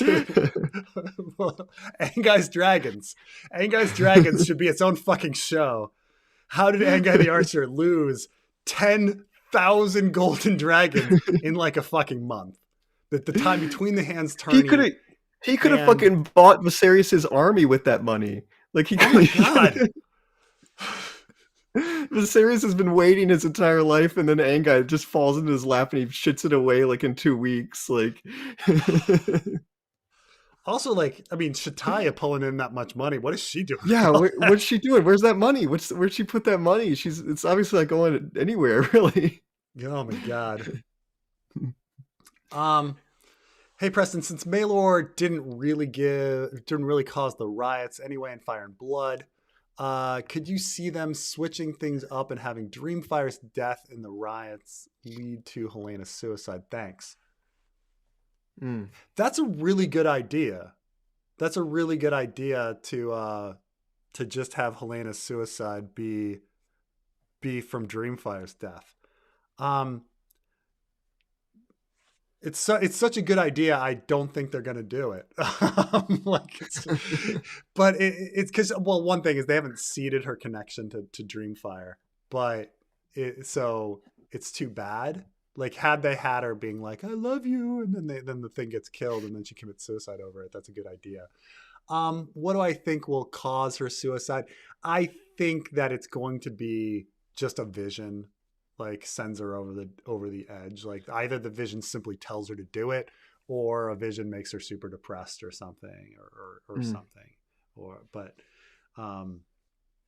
that's all. I think they're, you know, when you have the power of prophecy, you can just do whatever you want with it. Is Hostin dead? 1-on-1 with Crowfood. Walder plans battle either way. Would he know a false light trick? No, I don't think Hostin is dead. I think when reading the parallel scene of the Green Fork, the brash behavior of the Mountain is very clear in that scene of him just riding off angry, not thinking about strategy. And it's somehow working. The Mountain and Tyrion overperforming is just kind of crazy chaos of the battle. But I think it's the kind of same idea as that Hostin is just going to be going crazy, buck wild out into the war. And I think I think Hostin is survived. Had we heard Hostin dying, it would have come up with at the same time that Aenys Frey died. Yeah. you know. And he's too interesting to kill off screen. Like you have the scenes of him just being like angry and like, oh, like he's just like really kind of stupid too. And it's like him dying off screen like is not as fun, Yeah, like absolutely. I mean, this big Aenys strong Frey guy. had a few lines, but he didn't have that entire scene like Hostin Frey did Yeah. with Where he has the kid, he's like, you killed him or whatever, whatever. rah, jumping over tables and stuff. You Yeah, killed that's a like way more boy. fun. Like to have him in a battle because they're hyping up that he's a big, strong, tough guy, and he dies without having a single fight is kind of Yeah, lame. He's been set up since Game of Thrones, right? Like he was at the tourney as one of the competitors. you're Like right. so like yeah, we've been waiting on hosting to get some action. Yeah, like and he appears at Harrenhal too, right? yeah, I think he's with Jamie. I think he's with he's one of the Freys there. Yeah, you're right. 6 Freys of the Crossing are at the hands tourney. Sir Jared, Sir Hostine, Sir Danwell, Sir Emmon, Sir Theo, Sir Perwyn. And then, yeah, No, not to mention Martin Rivers and no. It's I know. We have a lot of forgettable phrase, but he's one of the memorable ones where you hear oh like I yeah, like the name Hosteen, like it sounds like a cow, and I just picture like a cow with him, like an angry yeah, bull. absolutely. It's Like steer, but Steen, yeah. But with the false light trick, yeah, I mean, the false light trick. So we already had Asha like exit her tent and not be able to see the tower. Um, and so like, would they all be riding towards the tower? Um, I mean, if they can see Hostine can see them. So I don't know if the light is really necessary as much as people like bring up the night lamp from the Davos chapters, and the night lamp is the name of a Jack Vance book, um, which and George R. R. Martin is a huge Jack Vance fan, but uh, what it worked. I mean, the idea is that with the light, it's like some people say, okay, you can start the werewood on fire, but then the Northerners are going to be like, what the fuck are you doing, and go nuts. you You you could have a pyre next to the tree or something, and then like string up the guts and then throw the rest on the pyre or something. Okay. Or some people say Lightbringer. he could bring out Lightbringer, and Yeah. that would create light. But Okay. everybody be like, there's the beacon, head towards the beacon. It seems like they can see each other. So Man, that would be so disappointing if Winds of Winter comes out and the night lamp was just like people looking into it too much. I mean, that's the probable case. I mean, That's crazy because like maybe the whole point of the light on the tower was like a Lord of the Rings Eye of Sauron reference because I remember that thing where like you see it in like the storm and it's like it was like the eye of some evil god or something like that, and it was like, oh, that's obviously like a Lord of the Rings reference from George. Maybe that was the whole point oh, of the fire on the tower. That was the whole point, was that just was so the you whole could make a point, and that Lord of was the it. Rings reference. The Oh god. I will say this, like as Hmm. much as the fans analyze stuff to like look for the next step in the story, but had you taken any other moment in the story and cut it and said, okay, do the chapters foreshadow and lead to the next chapter, um like we all think the story will? No, like at no point is George like putting that many seeds that then pay off right here. Um, Right. and so when you take like the chapters like King's Prize Sacrifice, like Wayward Bride King's Prize Sacrifice, and yeah, there are a lot of cool things in there that you can build a nice narrative towards for Night Lamp, and I think Night Lamp is fantastic. But realistically, does George write chapters like that? Um, Mm. like if you were to say, if you read The Drowned Man and then read, I'm sorry, if you read The Prophet and then read The Drowned Man and then took all of those little pieces and said, would you have ever guessed Forsaken chapter? you No, know, never. Yeah, I mean, yeah. maybe with bits about the Hinge, that's about it. But like, Yeah, the hinge. But yeah, that's it.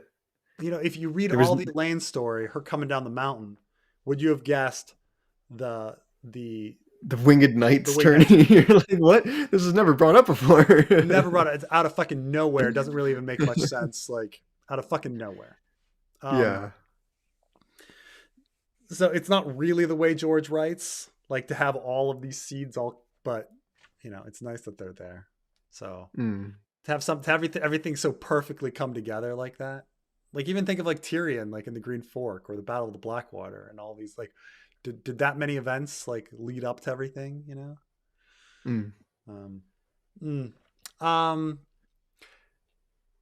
Random question. Preston, did you do PSLF? I think that's loan forgiveness. No, I didn't have any student loans, but my wife got a letter in the mail recently about her loans and whether there's like a mass lawsuit, class action lawsuit. Damn. Yeah, no, it's somewhat shit. It's pretty shady. It's against all of the top universities, and apparently what the top universities were doing was they were colluding on how much student loan, like how much financial aid they were going to give, and so that they so that students wouldn't like choose one university over another based on how much financial aid they got. Dang. So say a student got into both Harvard and Princeton, and Harvard was going to offer 20,000 and Yale was going to offer 10,000. They'd go to Harvard because Harvard was offering more. But in this situation, there was like collusion, so they would both offer the same amount. Wow. And so then they'd have to take out more student loans and things like that. But I don't know if this is the same issue that they're talking about, but or if we're bringing a student loan forgiveness because of Biden. I'm not sure, but yeah, I didn't have any student loans. I didn't either. I was lucky. I got my parents saved up, and then I got some good scholarships, which was really good. I was lucky. Yeah. My parents just paid for my college. That's it. That's about me too. I did the work for the scholarships. I had to keep them. That's good. You got some scholarships.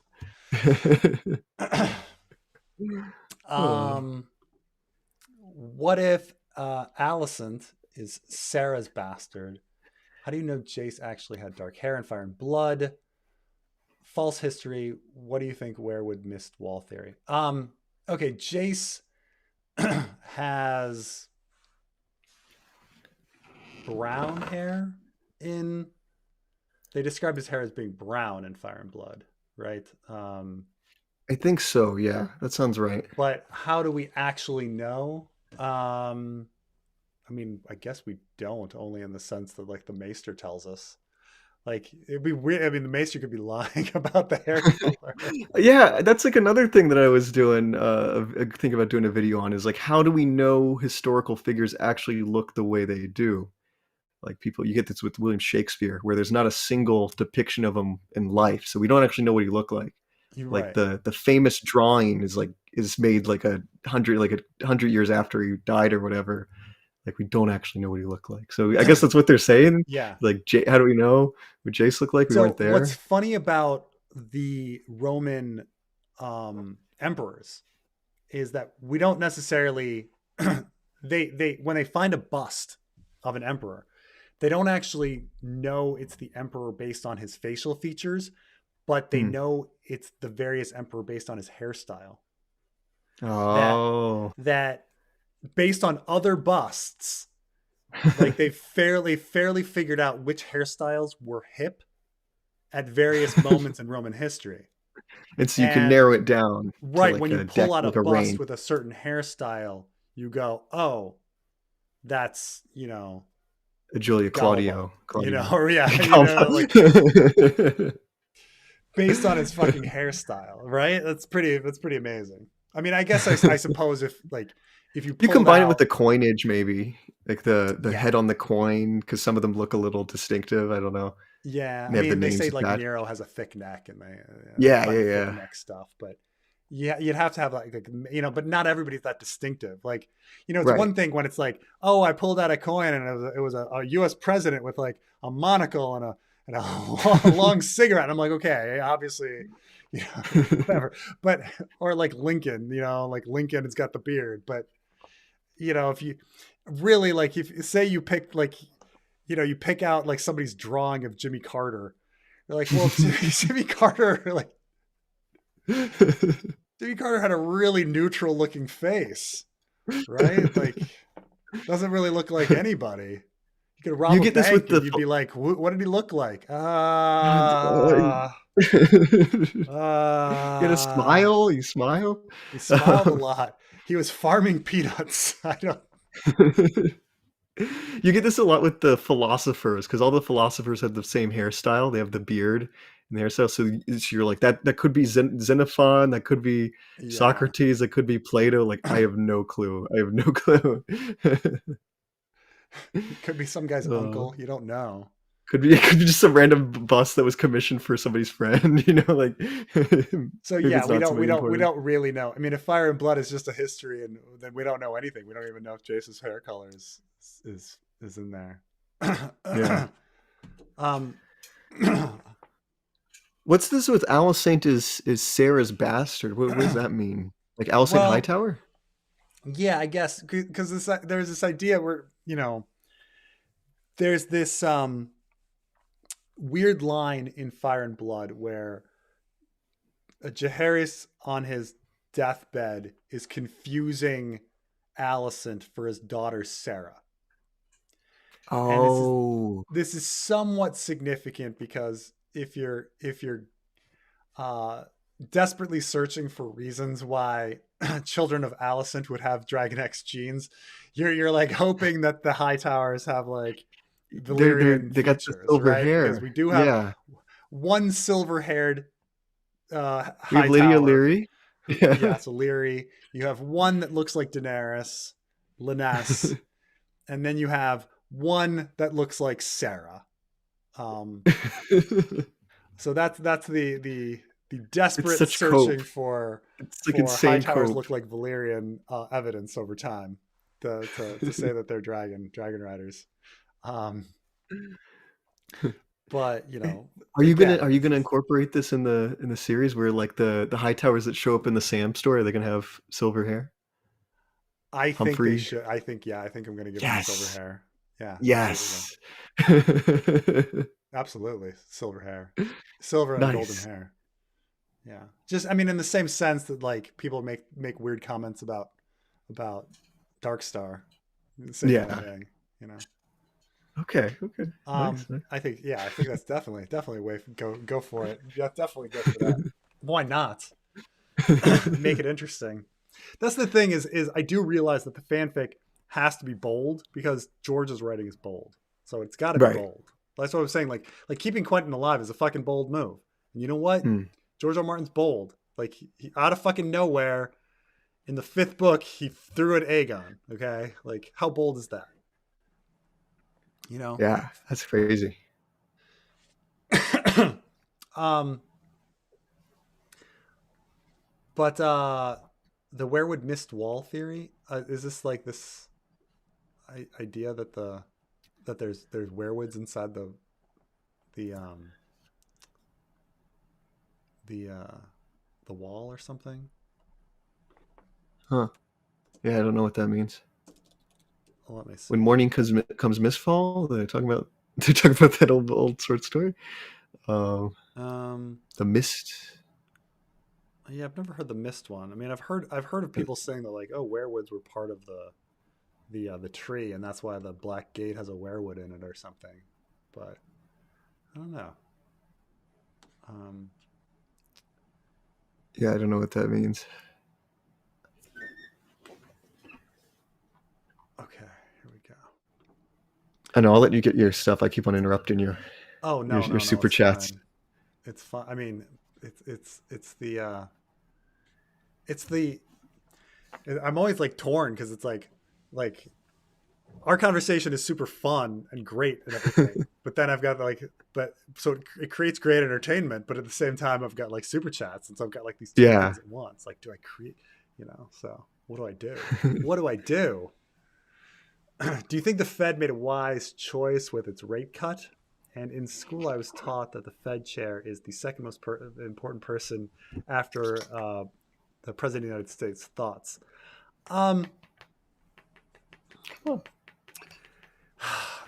People claim this. This is if you really believe in like monetary policy and you think monetary policy is a huge thing. Obviously, like the neoclassicists, like the Chicago school, like do not think that the Fed has any impact at all. They believe in rational expectations and that people adjust their behavior accordingly and all this stuff. So you kind of have to be a neo-Keynesian to really think that the Fed is that important.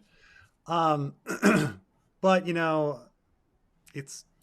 it's fine. I don't know if it's that important. I don't think I do not think he's the second most important person after the president. No, I don't. I mean, compared to like Supreme Court justices or the Speaker of the House, no, I don't think so. Not in my opinion.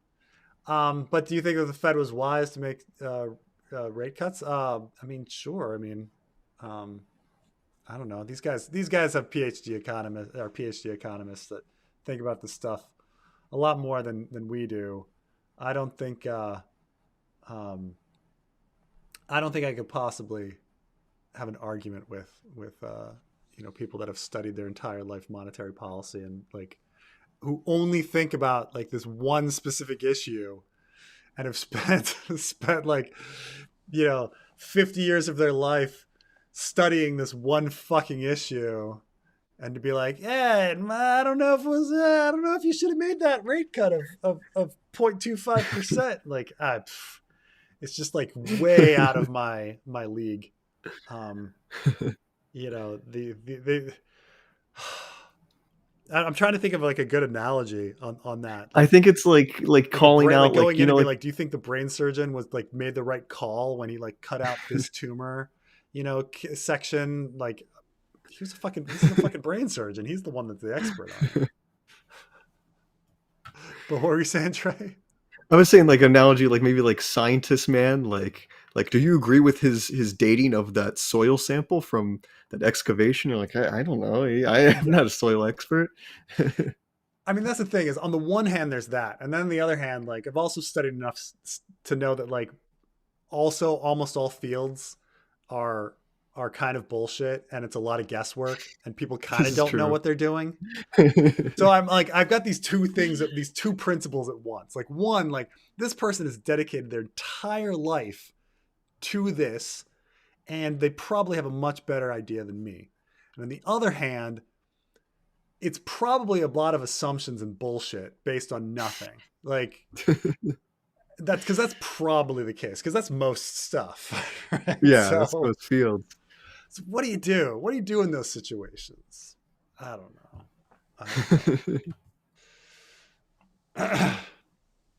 Because on other stuff, like I'll be like happy to be like, no, seems like bullshit.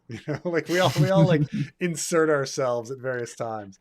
It does seem that like history, politics, and economics are things that like the everyman feels like they can have an opinion on. They can have an opinion on. While like, people steer clear of like physics and chemistry. Like, I don't want to get into that. That guy's a chemist, Okay. These are because in each situation you're dealing with a whole group of geniuses who have been doing this work for centuries and have like, lots of literature and like we're so willing to go in certain areas and be like, no, that's bull. I know better. Person who has barely studied this. Right? Yeah. Oh. But yeah. Oh well. I mean, I think they didn't make the wise choice. I'm calling it. I have no fucking clue what this is about, and I'm calling it. Yeah. I mean, so like a while back, it was like months ago. I like I got a bunch of people angry when I was like, yeah, I don't really think there's going to be a heat death to the universe, and I kind of said this, and people are like, but these are all like incredible genius scientists that know way more than you, and I'm like, I get it, I do, but I also think that the amount of knowledge that we have is so minuscule compared to like the knowledge we don't have, and you're extrapolating on something that's not like a quintillion years in the future or whatever, like it's a trillion years, 100 trillion years in the future. it's it's just not like You don't have realistic enough data. to make Yeah. a decision on something like that. Like Yeah. if you're talking to me about like the sun going supernova, yeah, that's only 4 billion years away. I can trust you on that. And that sun is not very far, and we have lots of information on other suns. But when people are like, yeah, it all depends on what I'm willing to trust people for. Yeah, and your sample size is one universe, and your sample size is only True. amount of time humanity's existed and stuff. Like Right. And there's like yeah. major problems with like your calculations because you Are don't know your what instruments dark energy good? and dark matter are and stuff like that. I'm just like, Yeah. just Because shut up. I've seen like videos that are like, what's going to happen to the universe, and it's like, yes, the matter will evaporate, and then it Right. will collapse in on itself, and it's like, You and heard of it's the so iron far, and you see stars, the and they're like, well, if the subatomic particles don't decay, then everything will become iron stars. And you're like, what? Like through what? quantum tunneling. All right, dude. All right. Yeah. Yeah. Yeah, yeah. I'm with you. I'm with you on that. Where like, yeah, like it's because you're right. Like, how much data do they actually have for something that's so far? And it's all these Right. assumptions that our theory on this is correct right now, and it's not going to change. But I also think of Which you like might. how many more roadblocks are there? Like we've had the roadblock of dark matter and dark energy for a century. Like we don't under, Hmm. and we've also had like roadblocks in quantum physics and everything for like a century. And oh, maybe dark matter isn't a century old, but it's close. And we've got the quantum stuff that we haven't understood for like a century. How many more things, like how many more Yeah. topics have like complete topics have we not even like come across that are Yeah. going to give us roadblocks for lasting 100 years, thousands of years, stuff that we don't Right. even have a name for. I remember my dad was once, I was watching Star Trek, and my dad sat down and he was watching with me, and he's like, how come they use all of the terms in science that we use today? He's like they're talking about like neutrino beams and like gravity wells and like how come they don't have any like terms for stuff that we like have not even heard of or fathom yet? Like shouldn't there be like, Glorbogong. yeah, Just a random like word that you've never heard before. why is everything like, oh, if we inverse the polarity on the Luons, you're like, oh, because Because you're right that like physics itself is a really young field. It was like developed by Isaac Newton, at least like, officially, right? Like, and that's only like 300 years. yeah, That's yeah. nothing. That's nothing. You can't. It's not Yeah, it's really not that many people studying it. Some people are like, oh, well, all these scientists. You're like, it's not that many scientists, you know, like yeah, a few hundred. Like it's yeah. Even like, in archaeology, like the degrees of connection between me and like a famous archaeologist is like one, if yeah, even they that. all know Like each other. They it's peer a review small their community. papers. Yeah, This is the whole yeah, problem with like their bias, like an academic field's bias, is that like the pools of experts are incredibly small, and so they all know each other. yeah, yeah. Is Raven Mail encrypted, paper archived, or reused?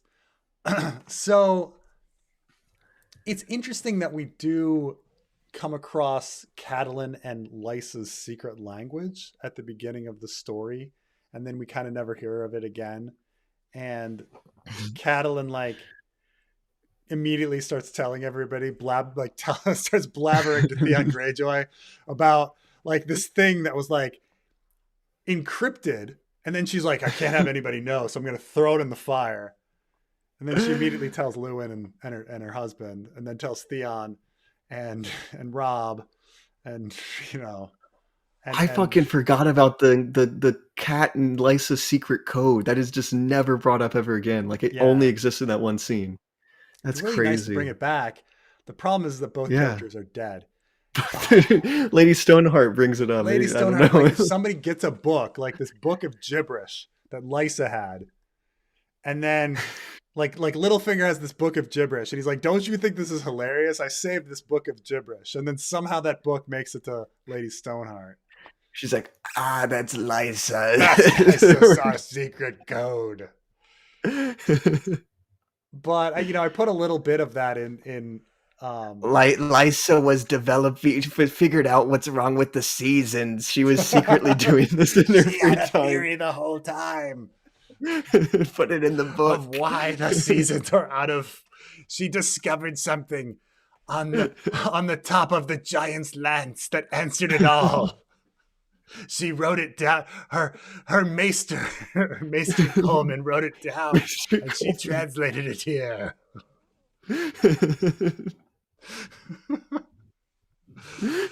Oh man. But yes, having the secret language, having the White Ravens like know a different language is something I put into the prologue of the fanfic. So okay. All right. Still convinced Thoros used the brothel as a front to launder money without banners, like a real outlaw guerrilla front would do. The problem is the organization didn't exist yet. Yeah. So Thoros didn't change yet. Yeah, he wasn't. You're right. Brotherhoods Without Banners didn't start until after they left. Yeah. And after the money was presumably gone. Right. So, I mean, it could be that when does he tell the story of that he lost it all later? So they're just lying that somehow he's lying about fucking it away is the only thing. But it was a conversation. It's weird because it was a conversation that was initiated by one of the members or something like that. Like I have to look who asked the question. It's not like why bring up the lie? Why lie? Yeah.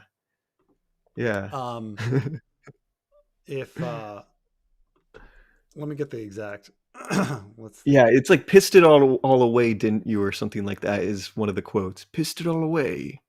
Yeah, it's who's Angai the Northman shrugged. He won the hands tourney in King's Landing, the Bowman Grand. I won a fair fortune myself, but then I meant Dancy, Jade, and Alayaya.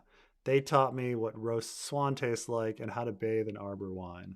Pissed it all away, did you? Laughed Harwin. Not all. I bought these boots and an excellent dagger. You're like, like that's just that fucking dagger must be Valyrian steel. Like imagine if somebody's like, I inherited like $10 million, and they're like, you pissed it all away, and you're like, not all. I bought a PlayStation. Like that's just like it's orders of magnitude that are just like not the same like realm. And Preston, it's worse than that. It's like they got it and lost it in like 3 weeks.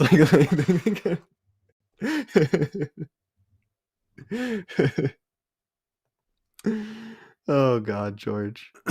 Let me see. Let me think here. You're right. How'd that bloody bastard get all that gold anyway? Lemon Club said to break the tension. Angai shrugged. He won the hands tourney in King's Landing. Oh, right. I won a fair fortune myself. So Angai volunteers the information. Yeah. Yeah, it doesn't work. Like, why did he volunteer it? He could have just said he won the hands tourney at King's Landing and then let it be. But Angai is volunteering the information. So why? To fool Arya? Like Arya wouldn't have asked. Arya's going to spill the beans on Brotherhood Without Banners. Also just the idea fuck guys, there's an 8-year-old girl here. We better make up a lie about our smuggling operation. The 8-year-old girl might like crack the whole case or whatever. I forgot how old she is. She might be 10. to a little girl that doesn't fully understand sex yet, because he brings up like the prostitutes. Oh, you're right. And she doesn't. Right. She wouldn't understand. Because she doesn't really know what that means. Yeah, that's true too. Oh. It's a very elaborate lie. Okay, it's very elaborate. They're banking on her growing up and thinking about it again and being like, no, that actually made sense. Will Bran guide Theon via Weirwood through the crypts to assist in infiltrating Winterfell during the Battle of Ice?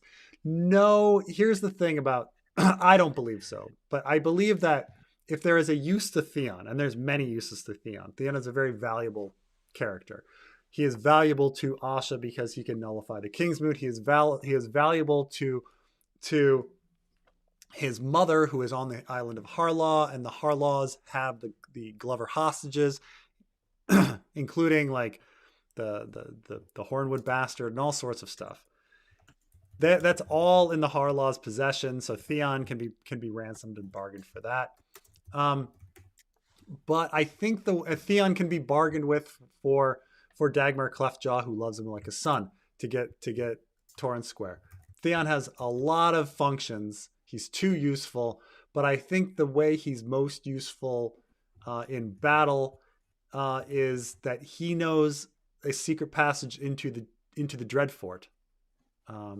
And so he could be used to take the Dreadfort. In fact, he could be used to take all of them. I mean, if you start thinking about like, you know, how important Theon is, I understand that in an abstract sense. They're like, we want to punish Theon. The Northerners want to punish Theon. Well, you can get back Torrance Square and take the Dreadfort with Theon's knowledge. So I think that's more useful than Winterfell. I think Winterfell is just. I mean, I think they're all going to die on the inside.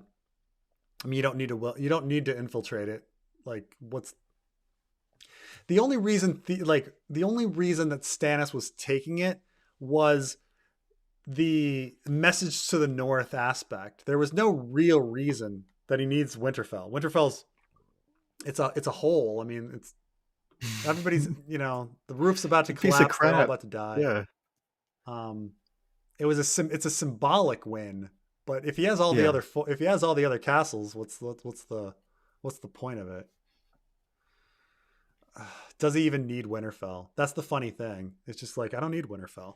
Like, if he immediately leaves, first of all, if Stannis immediately leaves and gets on some ships, everybody at Winterfell starves. Like, there's just like, that's the end of him. Like, he doesn't need to take Winterfell. He can just let them all starve. Be like, oh, what's your plan for taking Winterfell? Winterfell? I don't need Winterfell.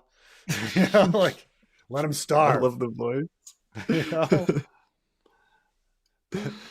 They've waited 2 months for me to take. Let them wait another month. You know, they run out of food.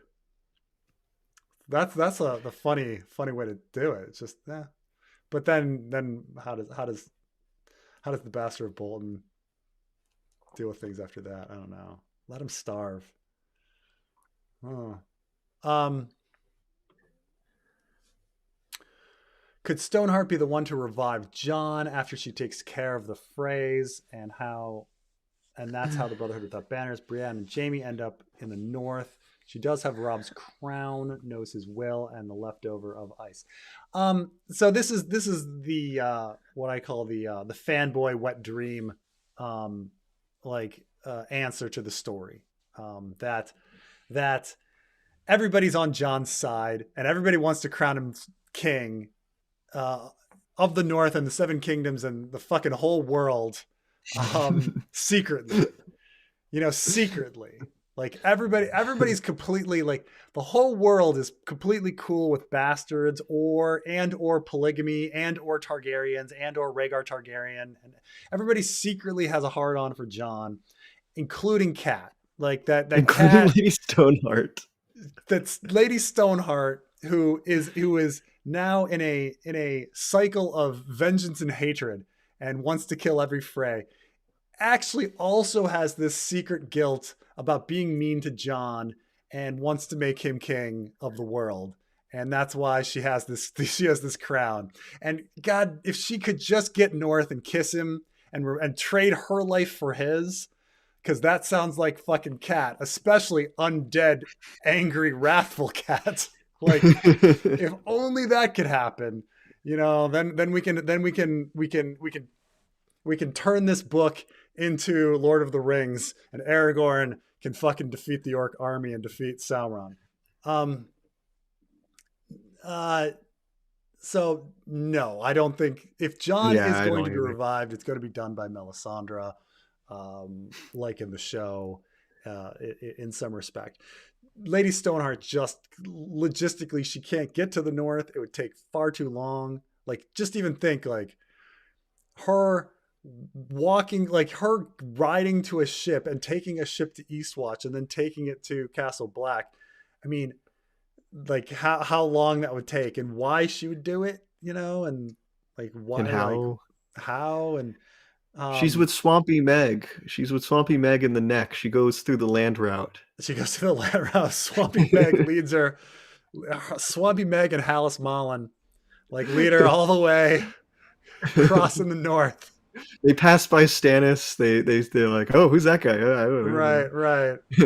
And Stannis is like Catelyn Stark or whatever because he met her that one time. They put snowshoes on her. She floats over. Oh, actually, I'm sorry. Just like the others, she can walk on top of the snow.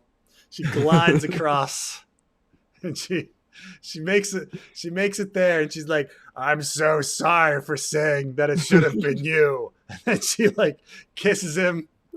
It was a mistake. I'm just picturing Jon being so horribly confused. He's like, "What the fuck? What the fuck?" I guess he's dead. What? He You're like, the wakes one up. Catelyn Like, Stark. why is undead Catelyn like why did she French kiss me? I don't. And now I'm undead. Fuck. I read this will. It's what the patriarchy wanted. My son, he didn't want to give it to girls, and I respect that. Here it is, Jon.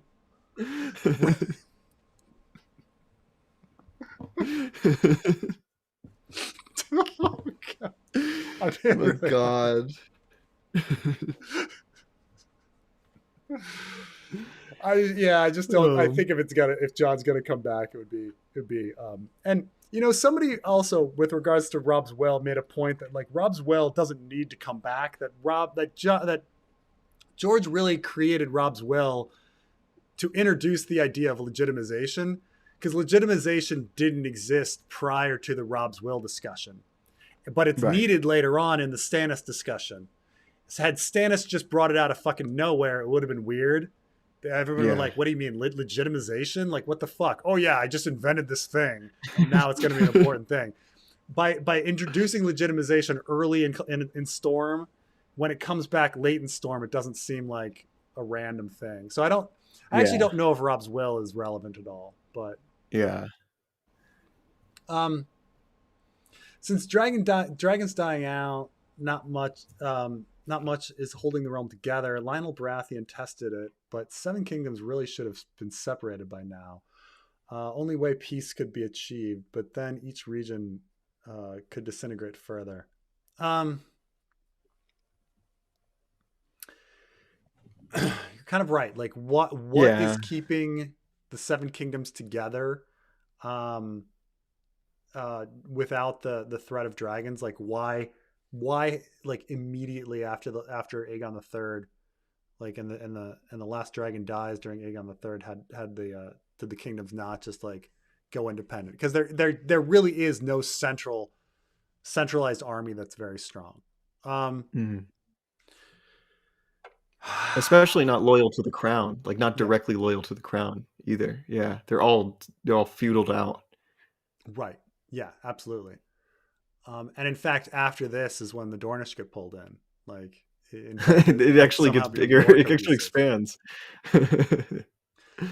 I'm guessing I'm gonna blame it on all the Maesters. The Maesters like are telling every lord like, no, man, keep it together, man. Seven Kingdoms is where it's at, And the Septons are like, the faith likes one, Seven Kingdoms, seven gods. It would be an abomination to have split the kingdoms. What's the end goal of the Maester conspiracy though? Because don't they want to break it up again at the end? Because they're the ones who killed off the dragons, killed off the Targaryens. Want to get rid of the Targaryens. Like, what's their end game? I never actually thought of what the end game of the Maesters is. Science, no magic, science. That magic is Okay, too yeah. dangerous and science is more stable. Something like that. Okay. And That's the it. Targaryens were the last magical people in the world, I guess. Yeah. Okay. Okay. That's all I can guess. Okay. But yeah, I mean, yeah, I mean, you're kind of right. But it's kind of also right that like it's really weird that there were seven kingdoms in general for a long time, for like thousands of Yeah. years. Like that situation seems like, considering there's like conquests like at different times, but then they always seem to like reform. It's like the history of Poland. Like, you know, like it can like disappear and reappear like throughout history, these kingdoms. Because you don't feel like the same sort of like nationalism. It's not like people are like, I mean, somewhat with the Northerners, but no one's like, I'm a Stormlander through and through. I fucking hate these Riverlanders, you know? I love the Reach. I'm a Reacher. I love it. I love the Reach. You know, like I have my marriage is is a Reach ceremony, and we eat Reach food and Reach music. Reach music is the best, you know. Well, that's like the thing with we talked about like language a long time ago. With it's very weird that Westeros has just the common tongue, like the only, and not even like accents. Like we have Northern Yeah, accents and we have Dornish accents, but right. none of the other kingdoms really have any accents at all, Yeah, and they all speak yeah. the same language. It's all mutually intelligible, which is just It's not. yeah, it's pretty silly. It's pretty silly because That's not even accents how shift England like worked. like an entire national accent will shift within 100 years. Like recordings of Americans from 100 years ago are different. Like it's a different Hmm. accent. Um, I mean, just look at. I mean, we have just this evidence of like think about how Americans sound compared to Brits. I mean, Yeah, like clearly there's a you know like accents and languages should be shifting more. Like even if the Andals were like everyone common tongue now, it's now been fucking 5,000 years. Sorry, like split up again. and how did they get the Northerners to be on board with that? Shouldn't the That's the big Northerners have a mystery, first man. man? Got to blame it on Yeah. the Maesters, man. These Maesters were just like, no. It's a Maester conspiracy. Like that's what Yeah, I thought was weird about north of the wall versus south of the wall. Like the wall, like the wildlings just straight up should have a different language. Like they oh shouldn't yeah, speak the common tongue. yeah. And Yeah. like you do have like this old tongue that like whatever the Thens and the Giants speak, but why Yeah. why would why would any wildlings be speaking the common tongue? Like they were never part of the Ever. Seven Kingdoms. Like maybe a few for like Yeah. trading purposes, but like it's very clear that like Egret and Tormund are like speaking to each other in the common tongue. Yeah. Yeah. It makes it hard. Like it would make it so because you see George with the Eastern stuff where there is a supposed to be Yeah. a Giscari or whatever, and he doesn't even follow it there. Like No, he doesn't. Valerian. They're like High Yeah. Valyrian and who's speaking High Valyrian and Giscari in common, and it just doesn't matter, you know. Yeah. Barriston, the 65-year-old man, like just picked up Giscari apparently. Like He fucking like was like a scholar with that shit. Like he joined Danny and he was like in his free time he was like, yes, good story, yes. He was- I did some work. I've look my entire life like besides some High Valyrian that I took when I was a kid. I've spoken High Valyrian I've spoken Common my entire life.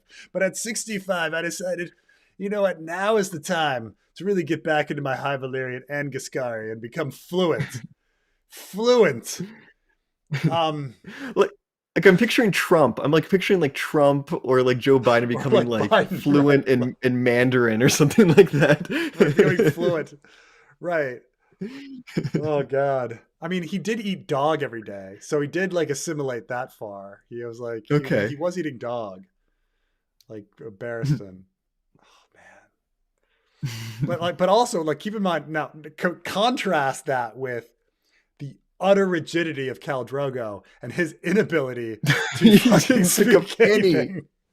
Okay, He just got like no. the guy literally He got owns a no. manse in Pentos and visits there on vacation often, and is like, no, I am going to learn no High Valyrian, none.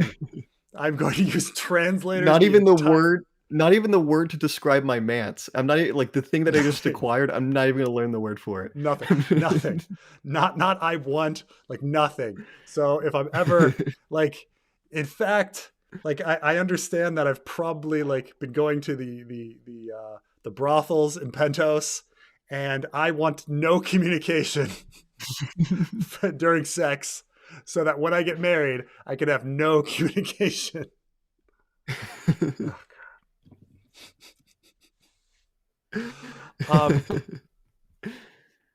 Oh, let's see how many more I can do. I'm sorry, it's already 12:30. Yeah, I Hi, Preston. know. Well, I'm sorry. it's late for you. I'm sorry. I'm sorry, Trey. Do you have something important to do tomorrow? No, I got nothing going on tomorrow. Oh, I'm free. I'm free. Well, Are you gonna use me as an excuse? no. Damn it. Sorry, Trey's got to go. Huh? Sorry. Hi, Press. Will Nymeria and Arya reunite? And did Aerys Oakheart and Aeryo conspire to stop Arianne stealing Marcella? See Oakheart's self-sacrifice. I don't think that's we get Aryo's point of view, and Hota does not think about any sort of like scheming like that. He's pretty simple at this point. I mean, I suspect he'll become more complicated in the future, but Hota does not think of Aerys Oakheart like that. So I would say that no, there's no conspiracy. Now, did Aerys Oakheart have an important secret reason for committing suicide? Of course. And Arianne like contemplates what that is and cannot find an answer. So there's the answer that I put in the fanfic is that he committed suicide in order to keep the real Marcella's location a secret, and that was his way of protecting her. Now with Nymeria and Arya, certainly in the show they reunited, but I don't know. I think it's more interesting to have Nymeria killed off. I think that's Ilyn Payne kills Nymeria. Ilyn Payne is like, yeah. like Well, I was thinking about it for a while because like her death list is like, it's kind of like this, like you're checking off people, right? And yeah. you're like, oh, he's in the Riverlands, Nymeria's in the Riverlands, and Nymeria's killing people. Ilyn Payne's right there. It seems like a given that she's gonna kill Ilyn Payne. And so at first I was like, I'm gonna have Malor the Dornishman, like kill Nymeria, and that'll be the surprise after he's killing Ilyn. But now I'm like, it's so much better to just have fucking Ilyn kill her, like just fucking slice her up. Because think about like what that would do to Arya. Like the guy that beheaded your dad, that's on your death list, fucking kills Nymeria too. Oh man, like that would be incredible. Like that would. So I think Ilyn Payne killing Nymeria is a much more interesting story. And then she's like really on like, oh, I gotta find Ilyn Payne. But in fact, he like killed himself, and he killed her in self-defense. Like she's attacking him, and he's just, and it's like, yep, there it is. Because we hear that Ilyn Payne is a really great swordsman, you know. So he shouldn't be. The poor guy. We have no like. There's no reason. I feel he was like just doing his fucking job. Oh my god, he's doing his job. He was pooping in a bucket. All right, he's not a bad guy. Ilyn Payne, so right? I recently so I've been doing the reread of A Game of Thrones, and so I recently did Sansa. I haven't even posted it to Patreon yet, but the Ilyn Payne scene is in there, and it's so sad to see it from Ilyn Payne's perspective. It's so fucking sad. Like Ilyn Payne is standing there, and Sansa backs up into him, turns around, is scared, is so frightened that Lady then jumps between Sansa and Ilyn Payne and starts barking. And then an entire crowd of people gather around because there's an incident. And then Joffrey's like, why are you scaring my betrothed, Sir Ilyn? And everyone starts laughing, and they're like, Ilyn doesn't talk for like years because he's pretty. Or Renly's like, he scares me too, ha ha ha. And then they're like, yeah, he hasn't talked for 15 years because his tongue got cut out. And then, Sansa's like, sorry, and Ilyn like walks off, and you're like, oh my god, it's just a brutal fucking scene. Like everyone's just staring at Ilyn off screen, and like calling him horrible, and he hasn't done fucking anything. Yeah. Like the reason Arya's angry with him is because he cut off her dad's head, but that was him doing his job. Like he was hired for this. It's his fucking job. What else is he gonna do? He has done nothing wrong. The worst you can say is that like he makes some clacking sounds at Jaime, and he's like, oh, he's laughing, and I forget even what he's laughing at. I'm like, fucking. He's laughing at what is he laughing at? It's something like sex related, something about Cersei, I think. I don't know. Or no, he's laughing at Jaime, like he beats Jaime up, like he like, I don't know. Like I think maybe that's why he's clacking, like he does a little clacking laugh. I don't know. I'm trying to remember when he's not a bad guy. Like he literally isn't a bad guy. Yeah. Oh, okay. It's he says something about, what's the line? He says, oh, okay. See, I would laugh at this too because it's ridiculous. So he says, this is the quote. I'm just going to do the Jaime dialogue because there's a lot in between the Jaime dialogue. Do you see that window, sir?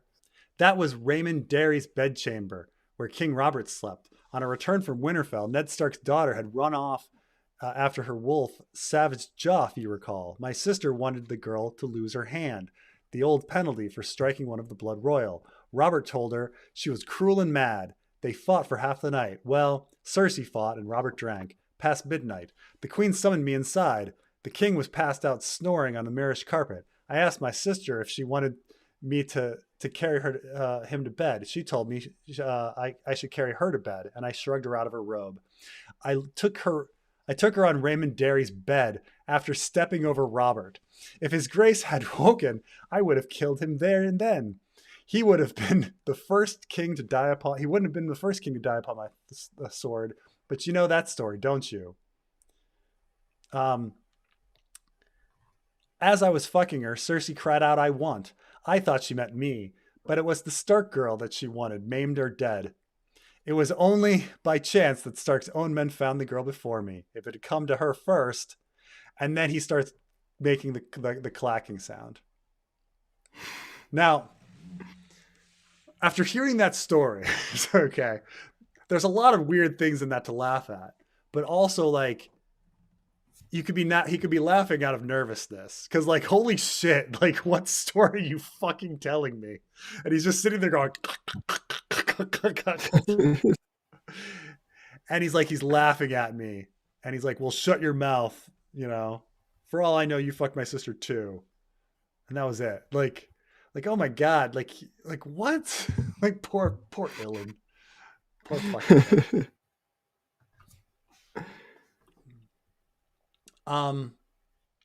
Oh yeah, why does the Jaqen speak about the Red God in A Clash of Kings instead of the many-faced one? And what's the deal with the houses like Glover being masters and not lords? Yeah, the Red God thing. I mean, probably George didn't know what he was doing yet.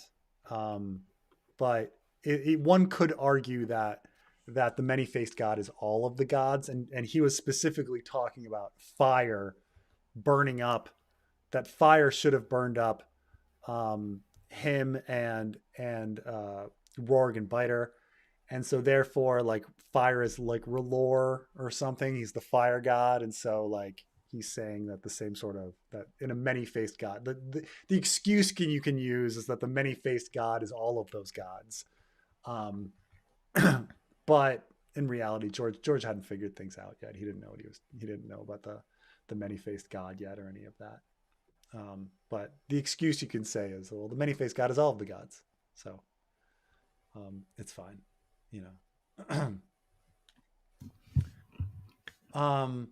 But what's the deal with Glovers being masters and not lords?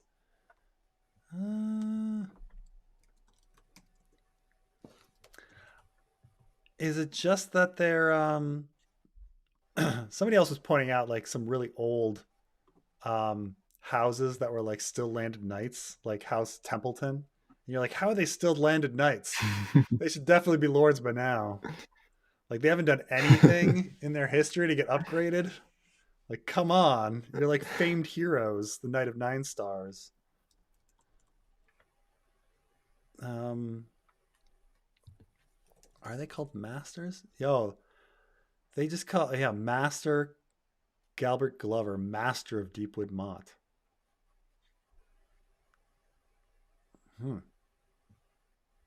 Why the Master? According to Elio Garcia, George R. Martin indicated that Northern Masters are similar to Landed Knights. Oh, that's it. Okay. Yeah, that makes sense. That it's just because they're not knights, because it's the North, so they have to be something besides knights, and that's it. They're masters. Okay. There it is. Thank you, Elio. All right. Okay. Maybe. Oh God. Did Ares have the deadliest, most OP Kingsguard? I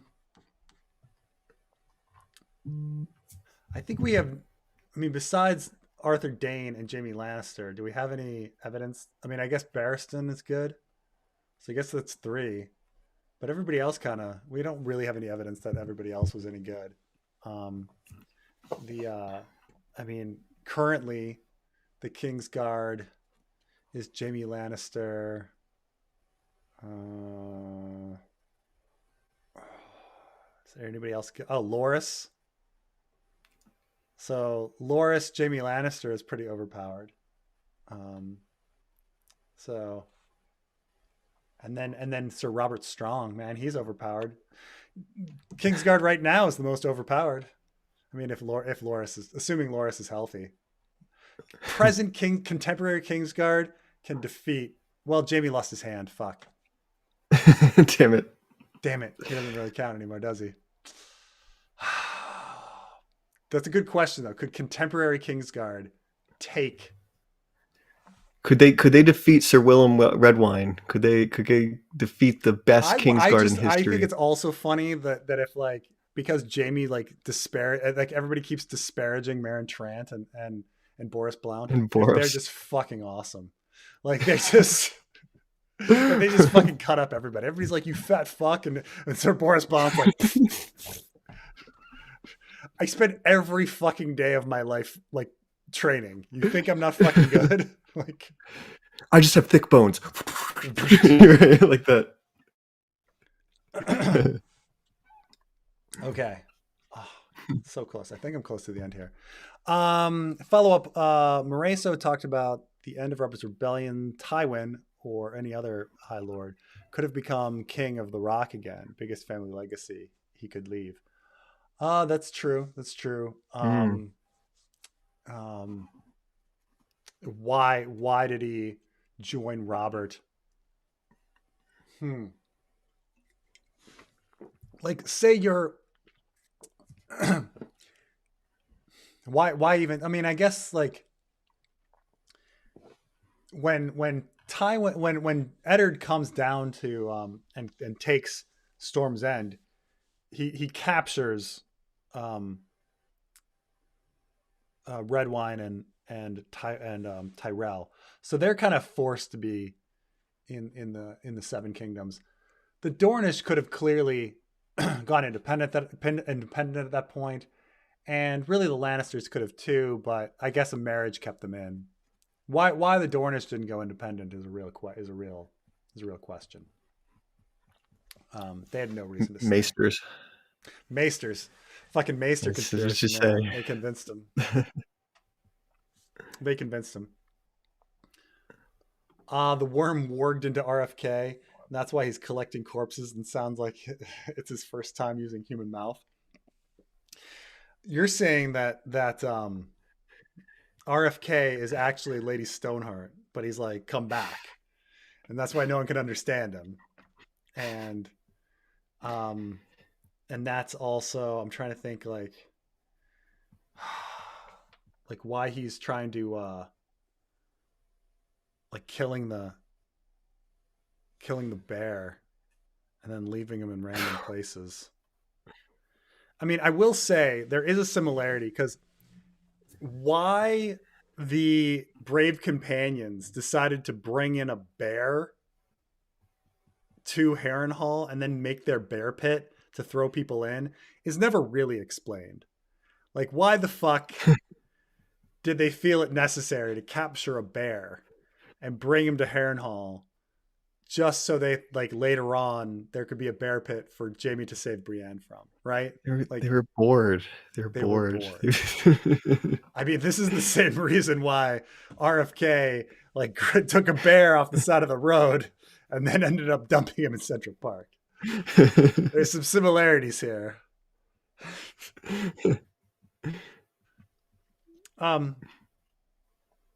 Will you do any more thematic video series like Brienne, Squishers, and Gender? Love to learn your takes on the other characters. Yeah, I mean, eventually these sorts of series can happen. A lot has to depend on like time and what I feel like doing and my whims. Um, like right now, my whim, I'm very very busy right now, and my whims are kind of focused on the fanfic and hopefully my own book and eventually getting to that Damon video. But you know, if another idea really hits me, like I wanted to do the series I want to do that I've been wanting to do for years is What Hatches Dragons, and to talk about that in depth, what really hatches dragons and what conditions. So if there's going to be a series, it's going to be that one. But you know, I've got a bunch of other things like in the way. But that's it. All right. All right. Thank you, Trey, for being with me. I can't believe I'm Oh, muted. thank you for having me. Oh man, I can't believe you stayed on this long. Of course, of course. Thank you so much. This was fun. We had some fucking laughs today. Yeah, we did. This was a fucking golden. Like, I feel bad. I was really. I'm still laughing out of the inside about the Lady Stoneheart, like back north with John. Anyway, I will talk to you guys. You know, I don't know if I'll next week might be live from Santo Domingo. So Oh, maybe if that's I can get my awesome. computer, if I can get my computer all settled, but yes. Yeah. So Hope the move goes well. no live from DC next week.